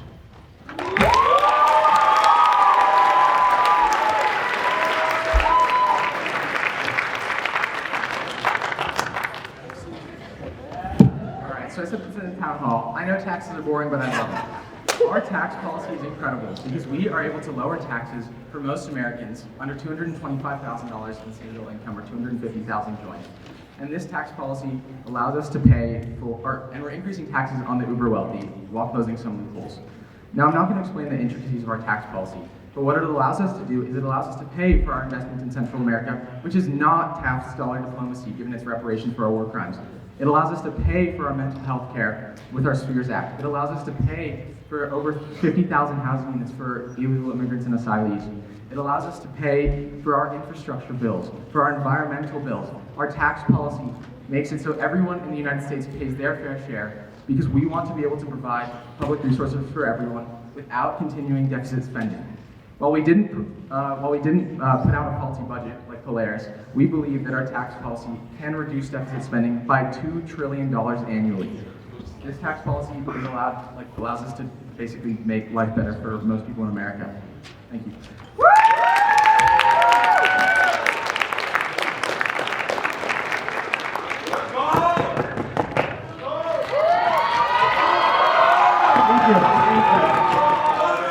So one thing that I would say that makes Party Polaris very different from these parties is that all of these parties have college affordability, but none of them have a free education policy for those that want to attend a 4-year college degree. Party Polaris implements a system that anyone that is making $125,000 or less will go to college for free. For far too long has college been a barrier for far too many. It's been a barrier for my family, myself. My brother is currently in debt, a little lore job, sorry guys, because of the outrageous amount of the college debt that he has. It's ridiculous that this amount has to continue to endure. Party Polaris is implementing a set amount of interest that can occur, of 5%, to ensure that those that take out loans will not continue to go more and more in debt.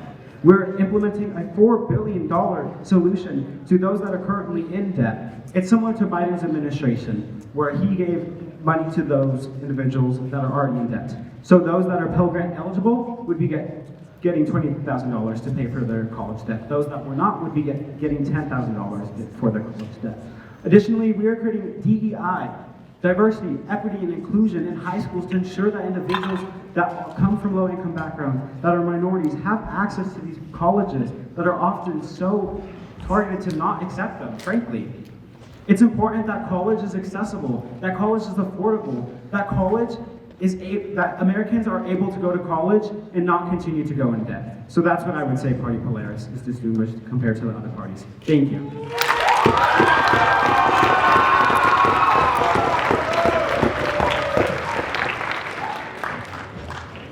As we did with foreign policy, we now have an inter-party question portion of the domestic policy debate. Same as the first half of the program, the party I call on will get to ask a question of its choice to any one of the parties, and that party will get a minute to answer. And then the party asking the original question gets to challenge that answer or rebuttal. They get 1.5 minutes. So first up to ask a question of its choice to any of the parties is Party Hollywood.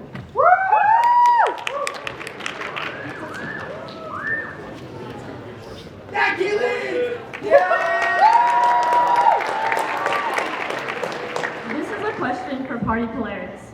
Farm workers across the United States provide food for our nation year-round, stocking the tables of 335 million Americans with what we need as a country to thrive. Party Polaris plans to put a 15% production tax on all farms making $500,000 or more annually, putting 53.7% of large farms out of business, as well as your nearly 40% increase in gasoline taxation, driving up the prices of both 50% of American food production and the transport it takes to get food into our grocery stores. How do you plan to keep the price of groceries not just stable, but even affordable, when 2/3 of Americans cite food prices as the most pressing issue in our country?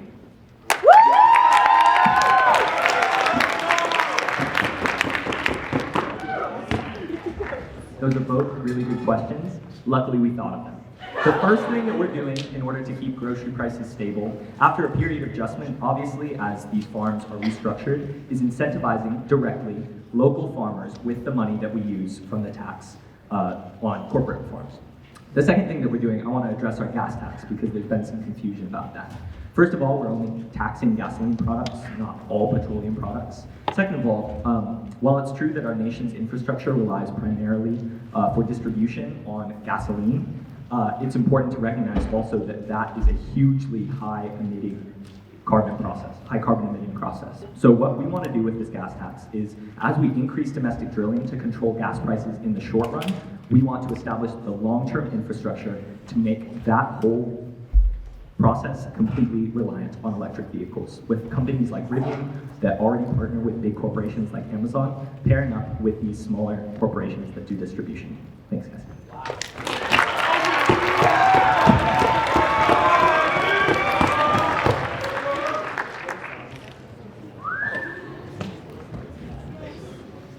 Unfortunately, 60% of our agricultural products come from industrial farms. The very farms that Party Polaris plans to attack. By getting rid of 53.7% of our agricultural products, you can see a great raise in prices of groceries across the country. So, while it's admirable that that you're trying to shift to an environmentally friendly solution, it's just not plausible for the American citizens to afford. As opposed to Party Hollywood, who plans to transition to polyculture farming through subsidies and through taxation on monoculture farming. That way, we have a way to support sustainable agricultural ventures and keep food on the Americans' tables. Because contrary to popular belief, we can't have both.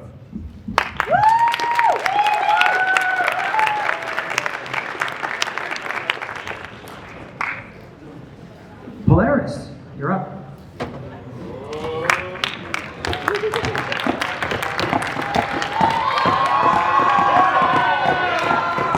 Hi guys, I'm back. Anyways, back to Party Hollywood. I'd like to ask you about your gun policy, your gun control policy. Your gun control policy aims to remove lethal ammunition from the hands of the general public. However, it has been overlooked by a large subsection of gun culture in America. Shell reloading. Shell reloading is already a common practice, with the resources and knowledge being publicly available, often sold in an easy-to-use kit. How would you ensure that the business and practice of reloading shells does not become an easy way to subvert your ammunition ban when your policy does not actively end the sale or distribution of the materials of shell reloading?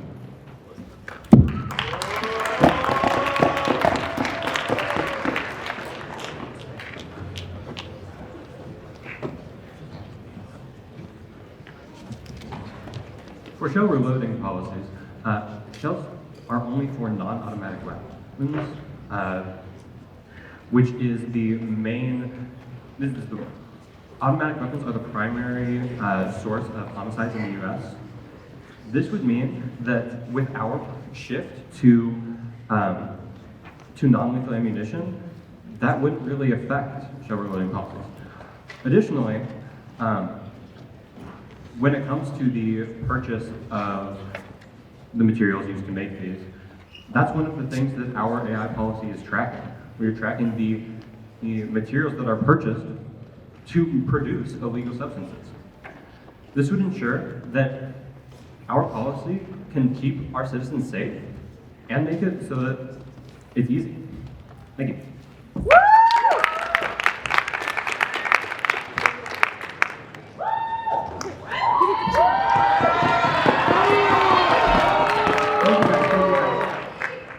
However, this is I think all gun reform is great.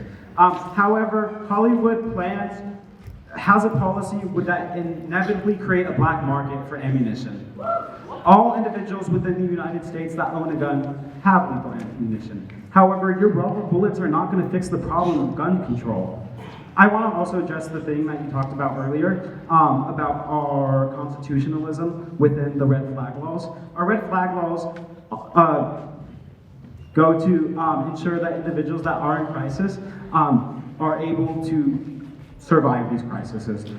Frankly, there's currently laws within California that these would be similar to Party Polaris's, that if an individual went to a mental facility or is mentally unstable to hold a gun, they should not be they do not have the right to have a gun.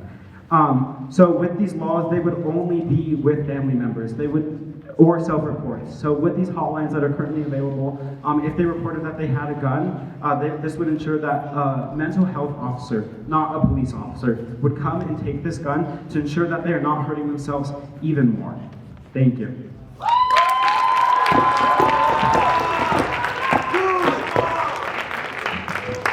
Party Cupid.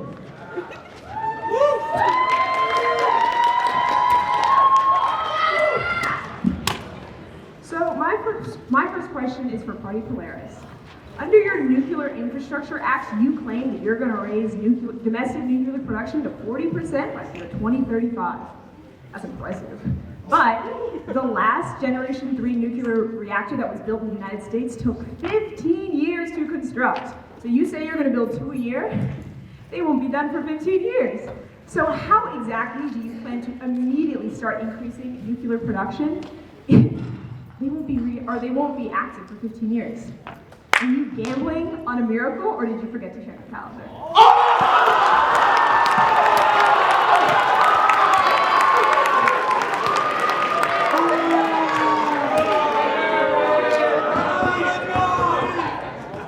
Thank you for checking our math.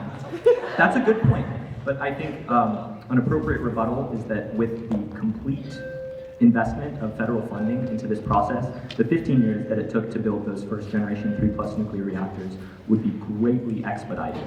So although that's a good point, and it does probably change the math of our policy slightly, there would be huge federal efforts to ensure that these nuclear reactors are constructed in an expedited fashion. We would be devoting jobs that were previously in the fossil fuel industry, for example, directly to the construction of these. So that's part of how our nuclear transition policy, our UTTF, Utilities Transition Task Force, will work to ameliorate this issue.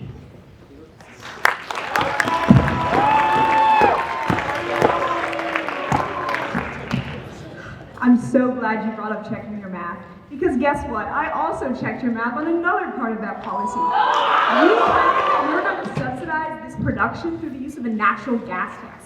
You claim that it's going to generate $6.27 billion, but I checked. If we were to implement a 1% tax on every single cubic square foot of natural gas that was extracted in the United States, it would only generate $835 million. That's a $7 billion discrepancy. So I'm sorry, but I just do not see how this plan is feasible, especially at $19 billion.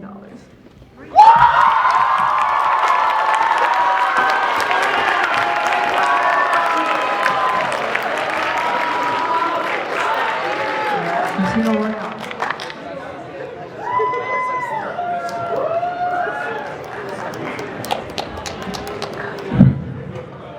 This question goes up towards Party Cupid.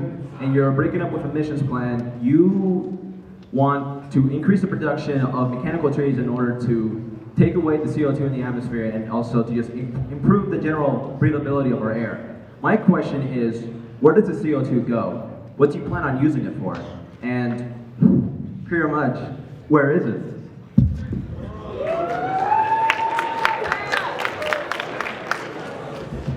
All right, quick engineering lesson. A direct carbon capture system captures carbon and stores it. We're creating carbon farms that will be storing this carbon. And we can also use carbon as a source of fuel. Carbon is an incredibly important resource. So those mechanical trees will be storing the carbon.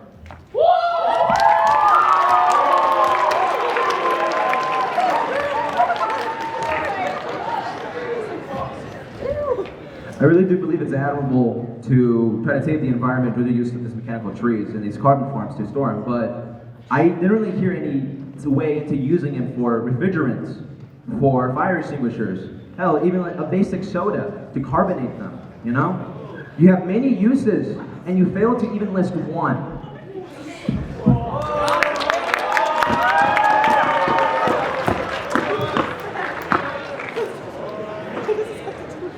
Polaris.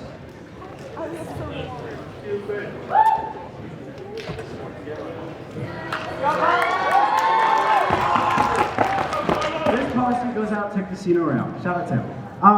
You want to give those with DACA status a $3,500 scholarship per year for 4 years, with the stipulation that they can take 12 credits a semester. Even with your reduction in college costs, this would inevitably not allow for enough money to go to college. These individuals would go crippling into debt due to the loans that they would have to take out and work twice as hard just to pay for their yearly fees. How would this scholarship program be effective to help DACA recipients instead of secretly hurting them?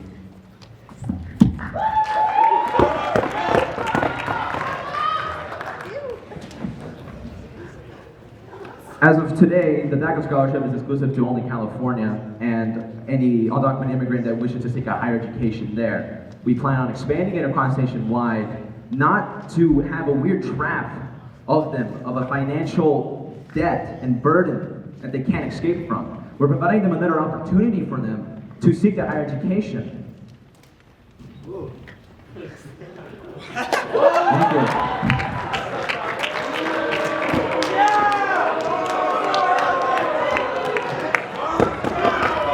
I would like to thank you, Casino Royale, for not even acknowledging the question that I asked. My question that I asked was, what are you doing for these individuals that would have to work tens of thousands of hours to make sure that they can pay for college?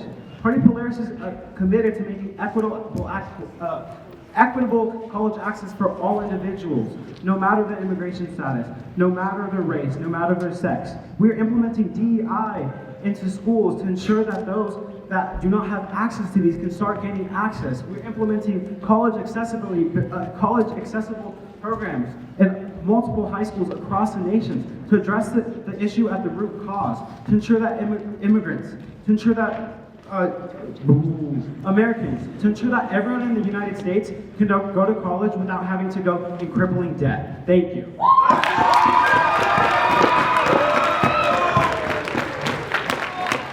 Casino Royale.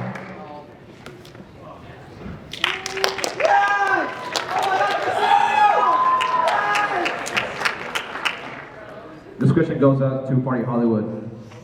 I know Polaris already addressed an aspect of the gun policy, but I really want to tackle another very crucial aspect, and that is the investment towards non-lethal ammunition alternatives.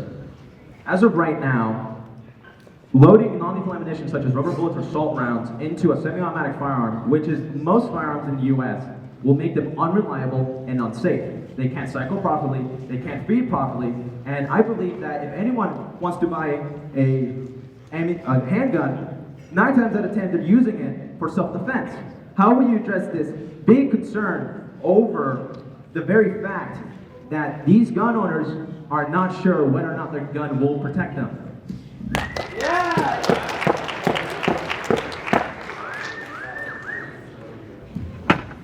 So as I said earlier, we are investing $150 million into research and development projects to address just these issues.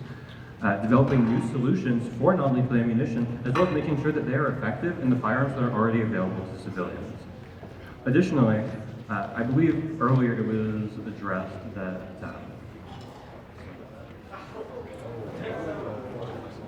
never mind.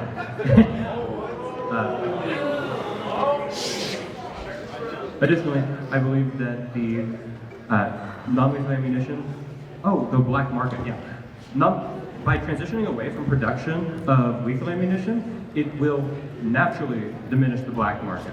That way, people won't have the ammunition that it takes to supply it. Prices will increase in a black market environment, and people won't be able to purchase the lethal ammunition necessary to sustain a black market. Thank you.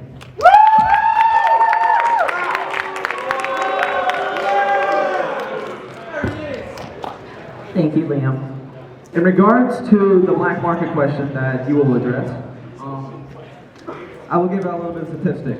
Approximately less than 5% of all gun owners in America do reload their ammunition, do reuse them. And that's a very small number, just I'd say around 5 million. And the issue here is that there is an entire culture about reusing ammunition, about making your own, about experimenting. Do you think that incentivizing the push towards non-lethal ammunition, towards salt rounds, towards rubber bullets, do you think that will diminish that culture? Do you think that will incentivize other adversaries from across the nation and the world to open a new black market of these rounds, of these new lethal rounds? Thank you.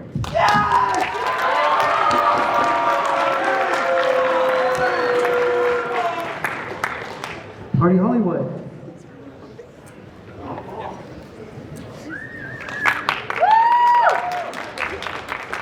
Here's a question for Party Cupid. Party Cupid proposes to invest $14 billion in the construction of nature bridges along the border wall, as well as $1 billion on increased border security. By enacting these policies, they will also be creating a new entry point to the U.S. by people crossing these bridges. and adding a new place for Border Patrol officers to monitor, which would disturb and likely scare away potential wildlife that would be using these bridges. How do you plan to justify spending $15 billion on nature bridges and border security when it will either create an ineffective border wall or an ineffective nature bridge?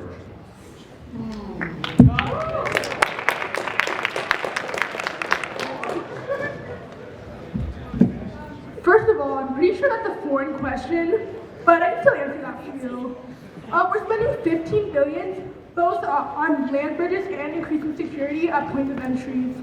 There are countless people dying at the river, dying crossing the Rio Grande, being deserted in the rough desert terrain, and trafficking drugs across the border.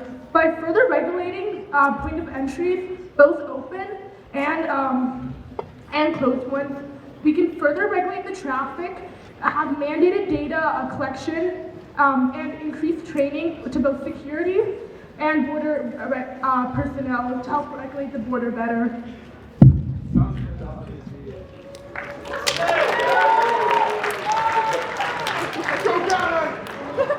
Congratulations, you responded to the $1 billion increase in border patrol. However, the largest part of that was the $14 billion on nature bridges that you will also have to defend. If you are defending nature bridges, what animal is going to want to pass by someone who's just standing there with a gun? Quite honestly, if you are building a nature bridge for $14 billion worth of taxpayer money, what are you doing?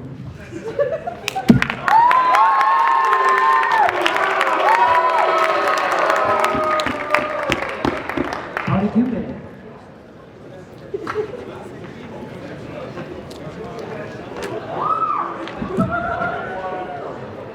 So my second question is also for Party Polaris. Under your International Equity and Learning Act, you claim that you're going to implement a 3% tax on the College Board and the ACT to further regulate these standardized tests. However, unlike the ACT, the College Board is a 501c3 nonprofit organization, which grants them tax exemption status from taxes such as this one. Also, in order to properly enforce this tax, you would need to revoke that status. That would end up having College Board having approximately $25 million of increased tax liability. Do you really assume that they will not be passing on this burden to their consumers? I already pay $90 per test. I'm not really interested in paying anymore.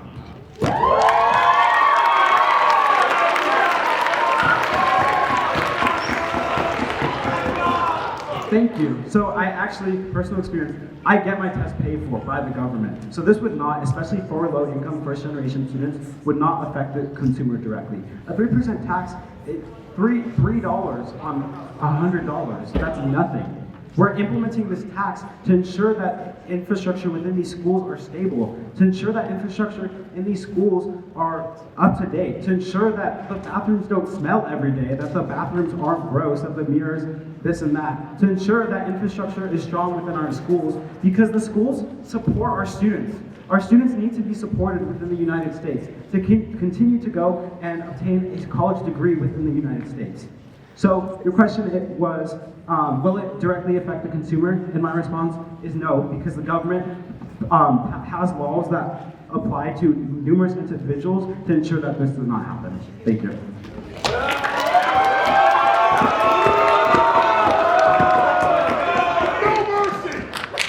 Thank you for that answer, Carlos, but that only answered half of my question. College Board is a non-profit organization.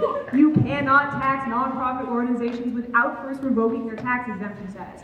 If you were planning on nationalizing the College Board like Casino Royale, you would have to pay them the fair market value of their company, which right now is $1.77 billion. Does Party Polaris happen to have that lying around?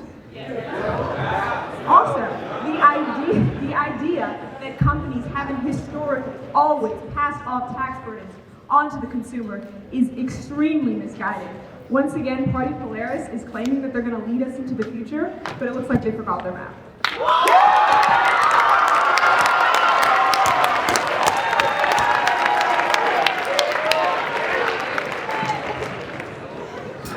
There's our third and final rotation of the inter-party questions, and Cupid, you're kicking it off again.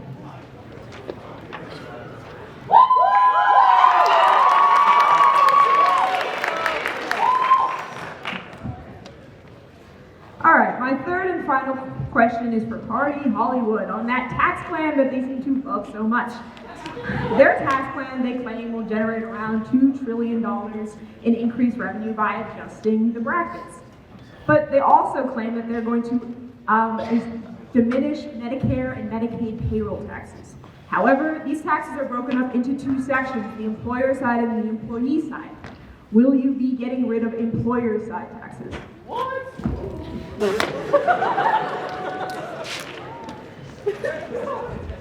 No, we're not. That's on the right side. It's above the table.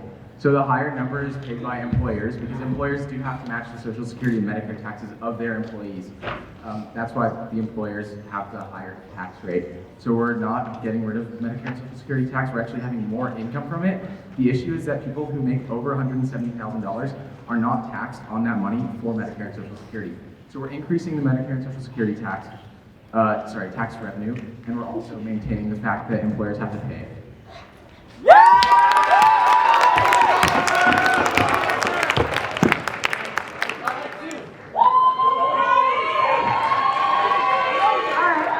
Thank you for that answer, Party Hollywood.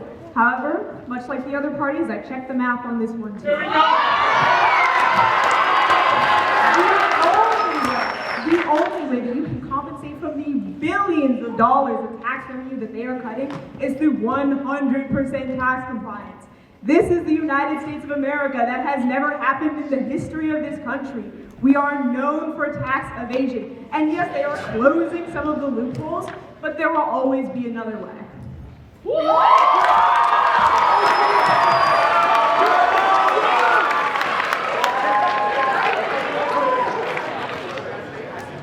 Party Hollywood.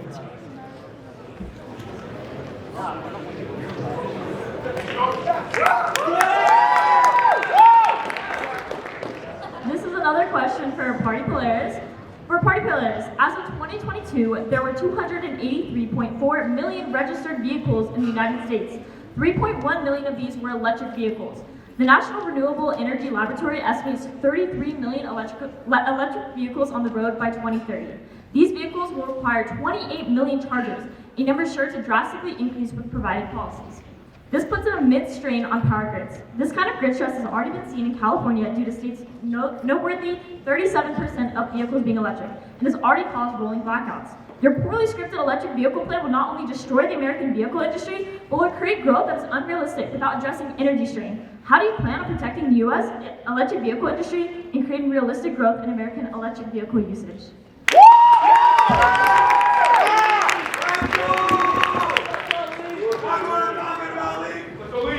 The answer to that question is by addressing energy strain. So our policy for our electric cars includes not only the increased import by reducing the tariffs on Chinese-produced electric vehicles, but also subsidizations for private companies producing them. Now, it's also important to realize, though, that our solar program, which completely subsidizes solar panels for individuals within $10,000 of the poverty line, and then also has progressive subsidies after that to make it much more accessible for consumers across the nation to have individually owned solar panel infrastructure, makes it so that a lot of the burden for these chargers would be placed on individuals that have the solar energy to produce it renewably. So that's going to make it so that this is not the strain it used to be. Additionally, we have that whole nuclear plan, and that's going to be a big part in addressing this issue because they have a huge capacity to produce energy domestically. Thank you. 15 years.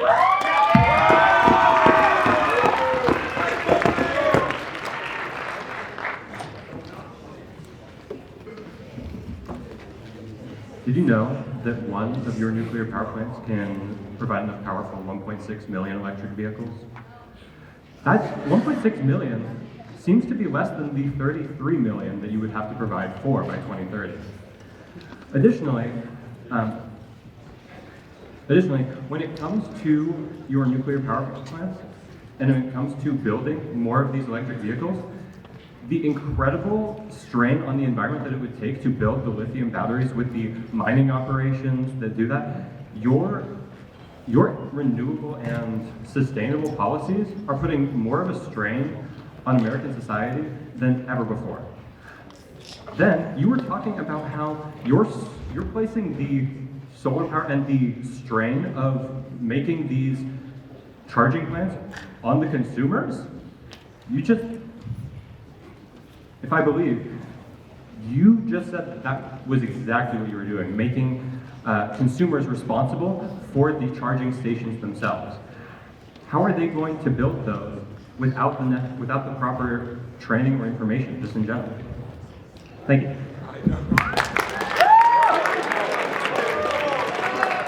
Polaris.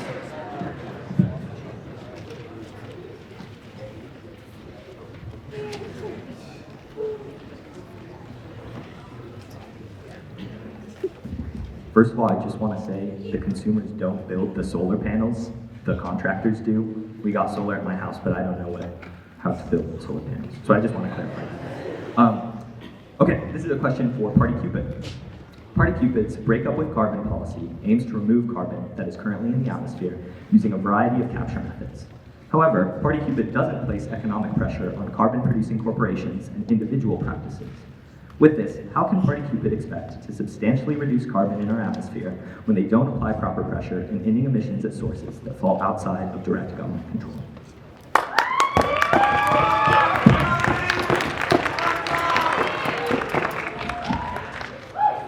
Party Cupid, that's a great answer to that question. Unlike some of the other parties on this stage, we are not relying on the companies that are damaging our environment to solve their own issue. They have had hundreds of, maybe 50 years to solve this issue. If they haven't done it in the past, they're not going to do it now. And some minute tax on oil and gas is definitely not going to make the difference. We are not putting your future in someone else's hands. We are addressing it ourselves. We are instituting novel technology to solve the issue.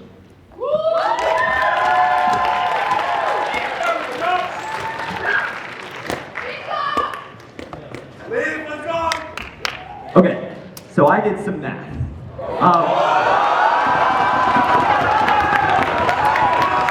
I know that's not exactly what we're known for, but I double checked it, I put it in the calculator, here it is.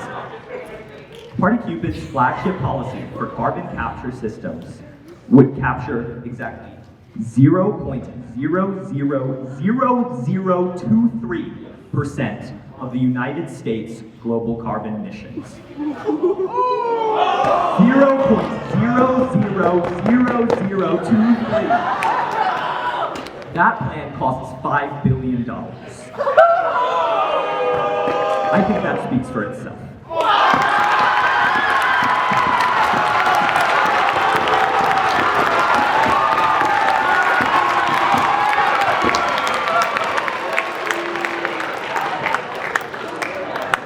And with the final question of the inter-party domestic policy portion of the event is Casino Royale.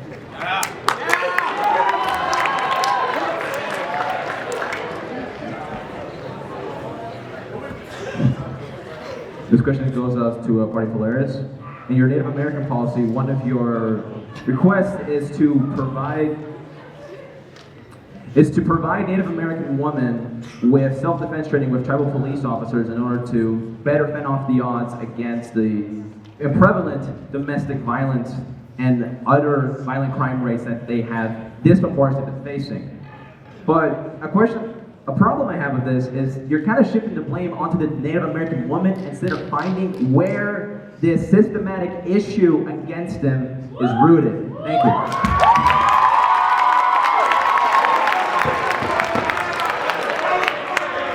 Thank you. I believe that our Native American policy has been brought up a lot of times, and there's a lot of common misconceptions with it.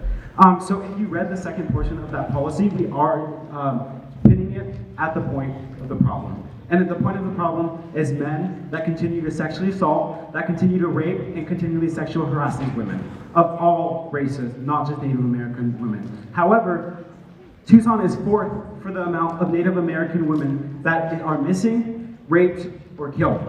We are addressing this by implementing free training for Native tribal school for these officers to ensure that these officers can go and attack it at the root head of the cause, to make sure that these problems don't continue to infiltrate these communities that have so long been able to have not been able to strive due to colonization. We are ensuring that Native Americans are safe, that Native Americans are able to stay on their land, and that Native Americans are able to feel safe, on their land. And then a couple other things about our Native American policy. We are funding, we're giving $4,000 to students to make it easier for them to go to college. And then our last policy is, I think, Loki forgot it. But,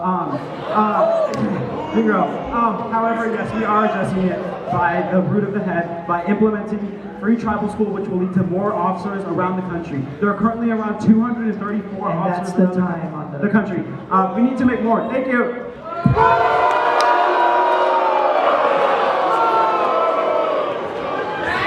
Calm down, you guys. Jesus, okay? I do find your Native American policy towards a scholarship admirable with $4,000 every year for all 4 years, or every semester for all 4 years, and I really do admire that. However, that is only $500 more than our DACA policy, nationalizing it, so I don't really see the criticism here. And one thing that I kind of failed to notice is that you address the fact that tribal police officers are going to work to fight against the systematic issues within this. But you're still kind of pushing the blame onto the Native American woman. You're not properly addressing the fact that, hey, we're just gonna shove more police officers, we're gonna shove more money into the problem, hoping to fix it. But I don't really see a realistic situation to that, you know? This kind of reminds me of people who, in response to women who have been sexually assaulted, harassed, just tell them to cover up more. That's what it reminds me of. Hilarious. It appears that your North Star has burned out.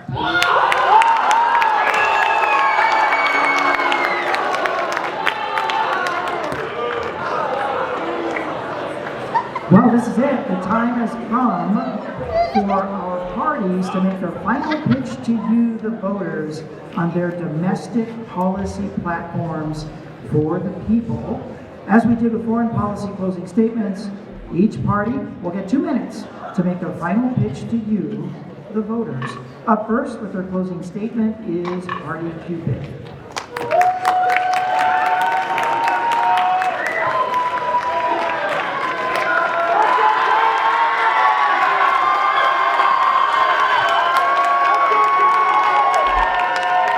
For too long, politics has been driven by empty promises and flashy illusions. Parties sell dreams they can't deliver, hoping voters will buy into their fantasies. But when the dust settles, what's left?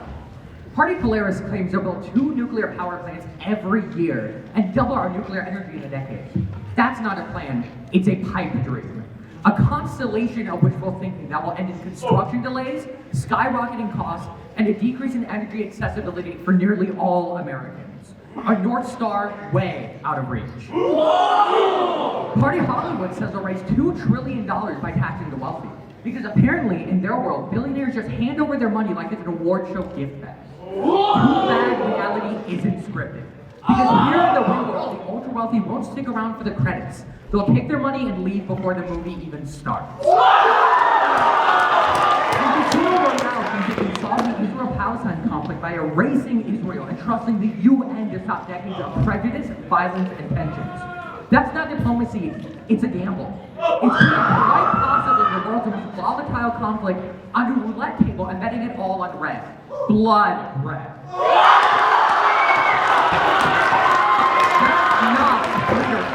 That's not real change. Party Cupid is different.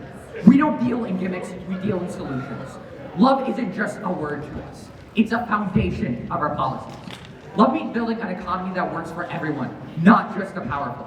It means investing in clean energy responsibly, not chasing impossible numbers. It means pursuing peace with integrity, not naive risk. Tomorrow, you have a choice.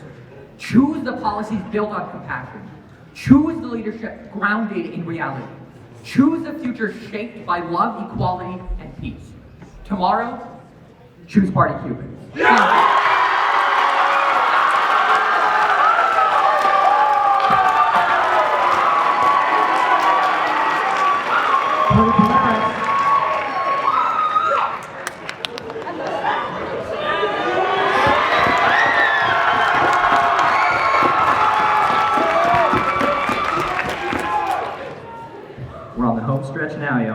I did some more math, and we have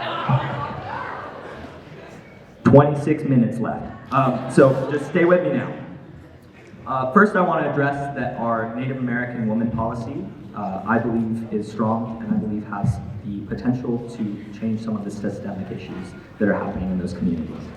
Second of all, I want to acknowledge that it has its faults, so thank you for bearing with us. Now I'll do my spiel.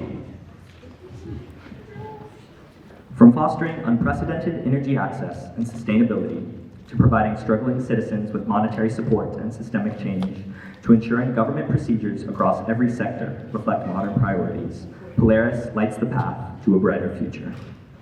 We see constellations where other parties just see stars. We connect domestic infrastructure development to foreign diplomacy, global organizations to localized conflicts, and federal funds to the demographics that need them most.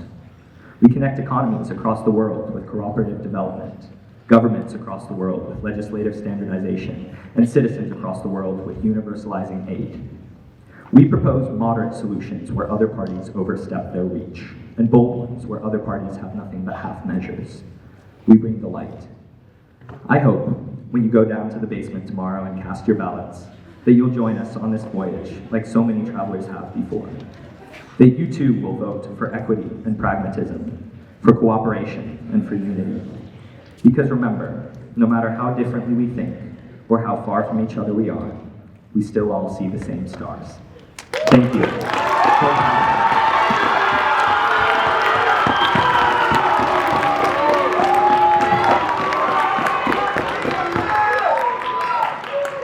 Party Hollywood.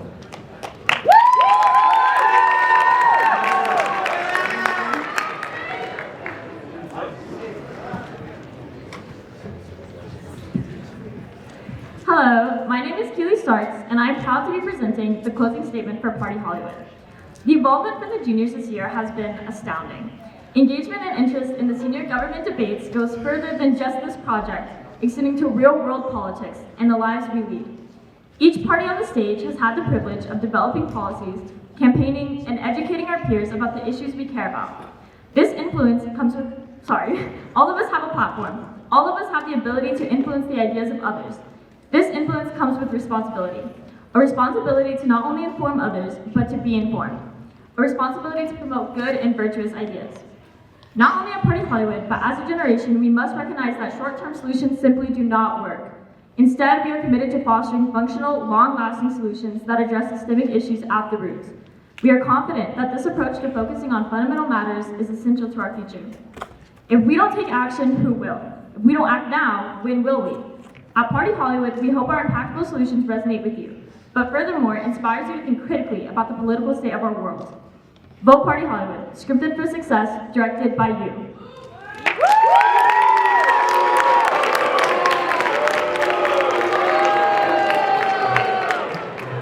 And last with its closing statement is Casino Royale.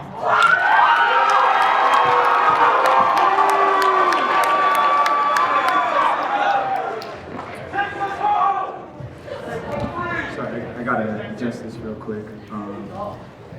First off, I'd like to give a hand to everyone who's worked on stage, all of our party leaders. It's really been an awesome debate. It's been really fun. To get started, Casino Royale has a mission. We've outlined it to you throughout the debates. Our mission is to reform broken systems that other parties want to maintain.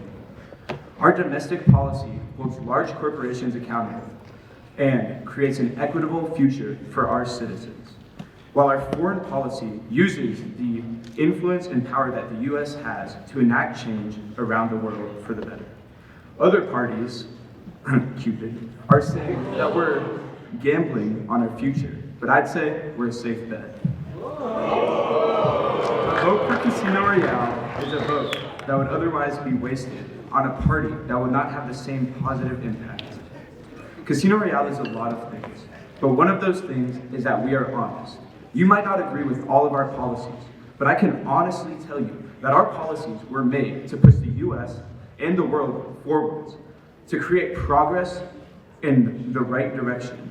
Casino Royale is tired of complacency and is committed to solving problems now instead of kicking the can down the road with moderate policies.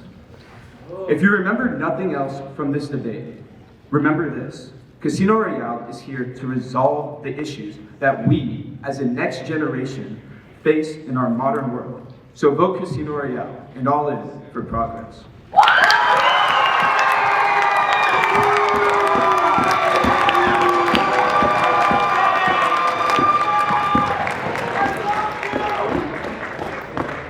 One last question for each of our parties. Tell me, what is one policy that you heard from any of the other parties that really resonated with you that you like? We'll start with Casino Royale.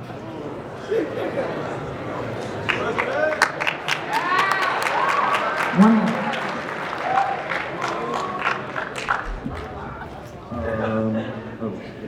I really liked Cupid's abortion policy.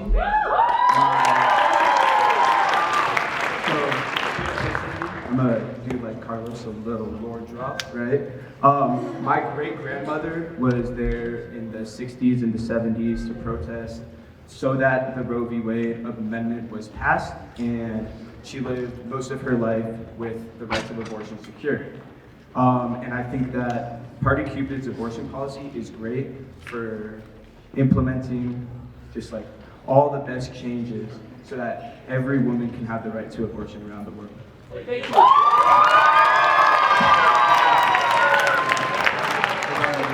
Party Cupid, one policy you like and one of the other groups. I would say a policy that I really admire is Party Polaris's education reform. I think it's really admirable that they're trying to make college more affordable for all of us. I know, me personally, affordability is a big issue, as it is for most people in this auditorium. So I think it's really admirable that they're trying to help resolve that issue. Party Hollywood.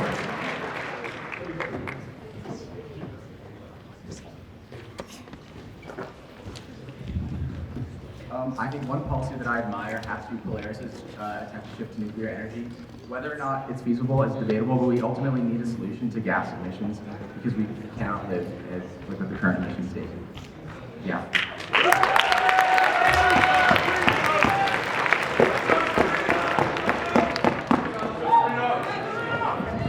One policy that I really admire is Party Cupid's insulin coverage policy. That is a truly admirable thing that someone dedicated an entire paper to, and that they want to expand coverage for insulin, which is a skyrocketing cost, and people need it to survive. It is not an option. Also, on this last part, I know we attacked a lot of policies today. I know every party did. That's the point of this debate. But I want to give a quick shout out to every senior who wrote a policy paper. You guys did amazing. Thank you for giving us such great material to work on up here. Thank you.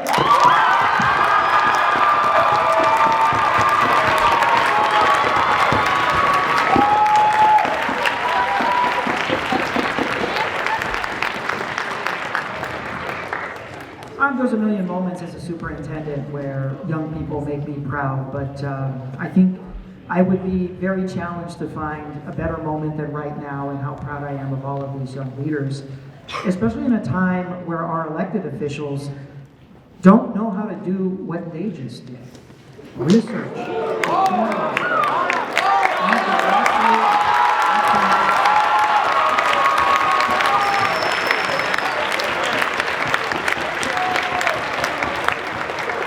It is said in a lot of parts of the world that democracy is the ugliest pretty thing there is.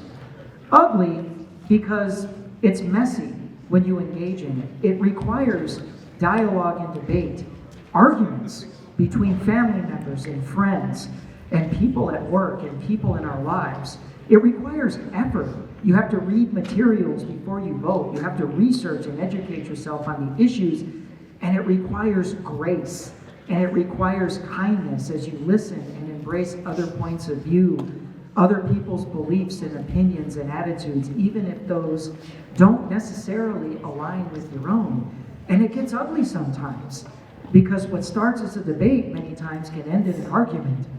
But I want to quote one of the groups that cited the North Star here, that even though that there may be those arguments and there may be those challenges, or there might be moments where there are exchanges with heated opinions, and we're passionate about issues, and we're not sure if a person that has a different opinion can ever come around and we can ever compromise. At the end of the day, we truly do see all the same stars. And I think that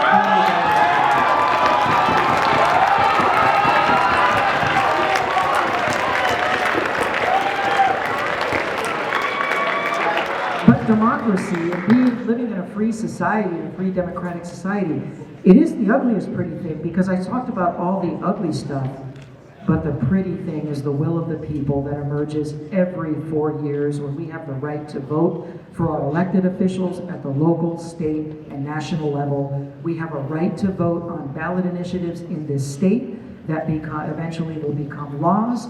We have a right to make our voices heard, and that is an absolutely beautiful thing, and that's what we saw here today with these absolutely wonderful young leaders. As always, it's been an honor, it's been a pleasure to be here and serve as your moderator, and now I'm going to turn it over to Mr. Truard, who's going to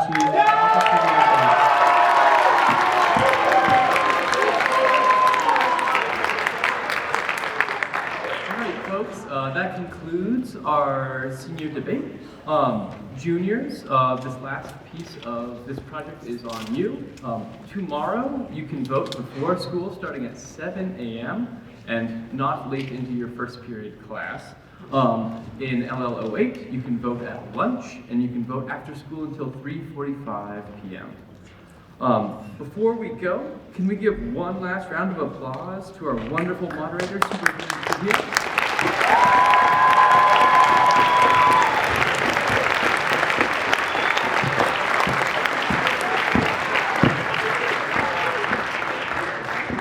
Also, can we give thanks to the Alumni Association who has helped us set up or provide resources for this event.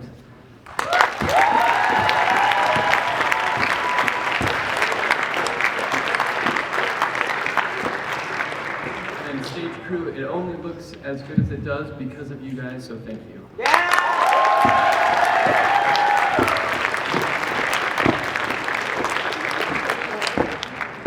Finally, all UHS staff, faculty, administration for bearing with us as the senior class of 2025, and the government teachers, as this project does sometimes turn our school a little bit upside down at times, so we appreciate it. Thank you.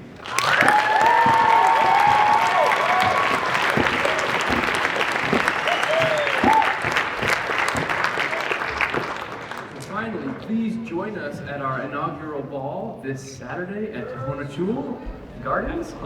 We will be announcing and celebrating the winners of this year's election. And if you as a junior cannot vote tomorrow, make sure you send an email to both, or to either or both Mr. Olenek and myself, and we'll make sure we get you a link. So 3:45 p.m. Besides that, juniors and seniors, please remain seated until the bell, and seniors, you're going to remain seated longer than that. Sophomores and freshmen, you can return back to your classes. So thank you very much.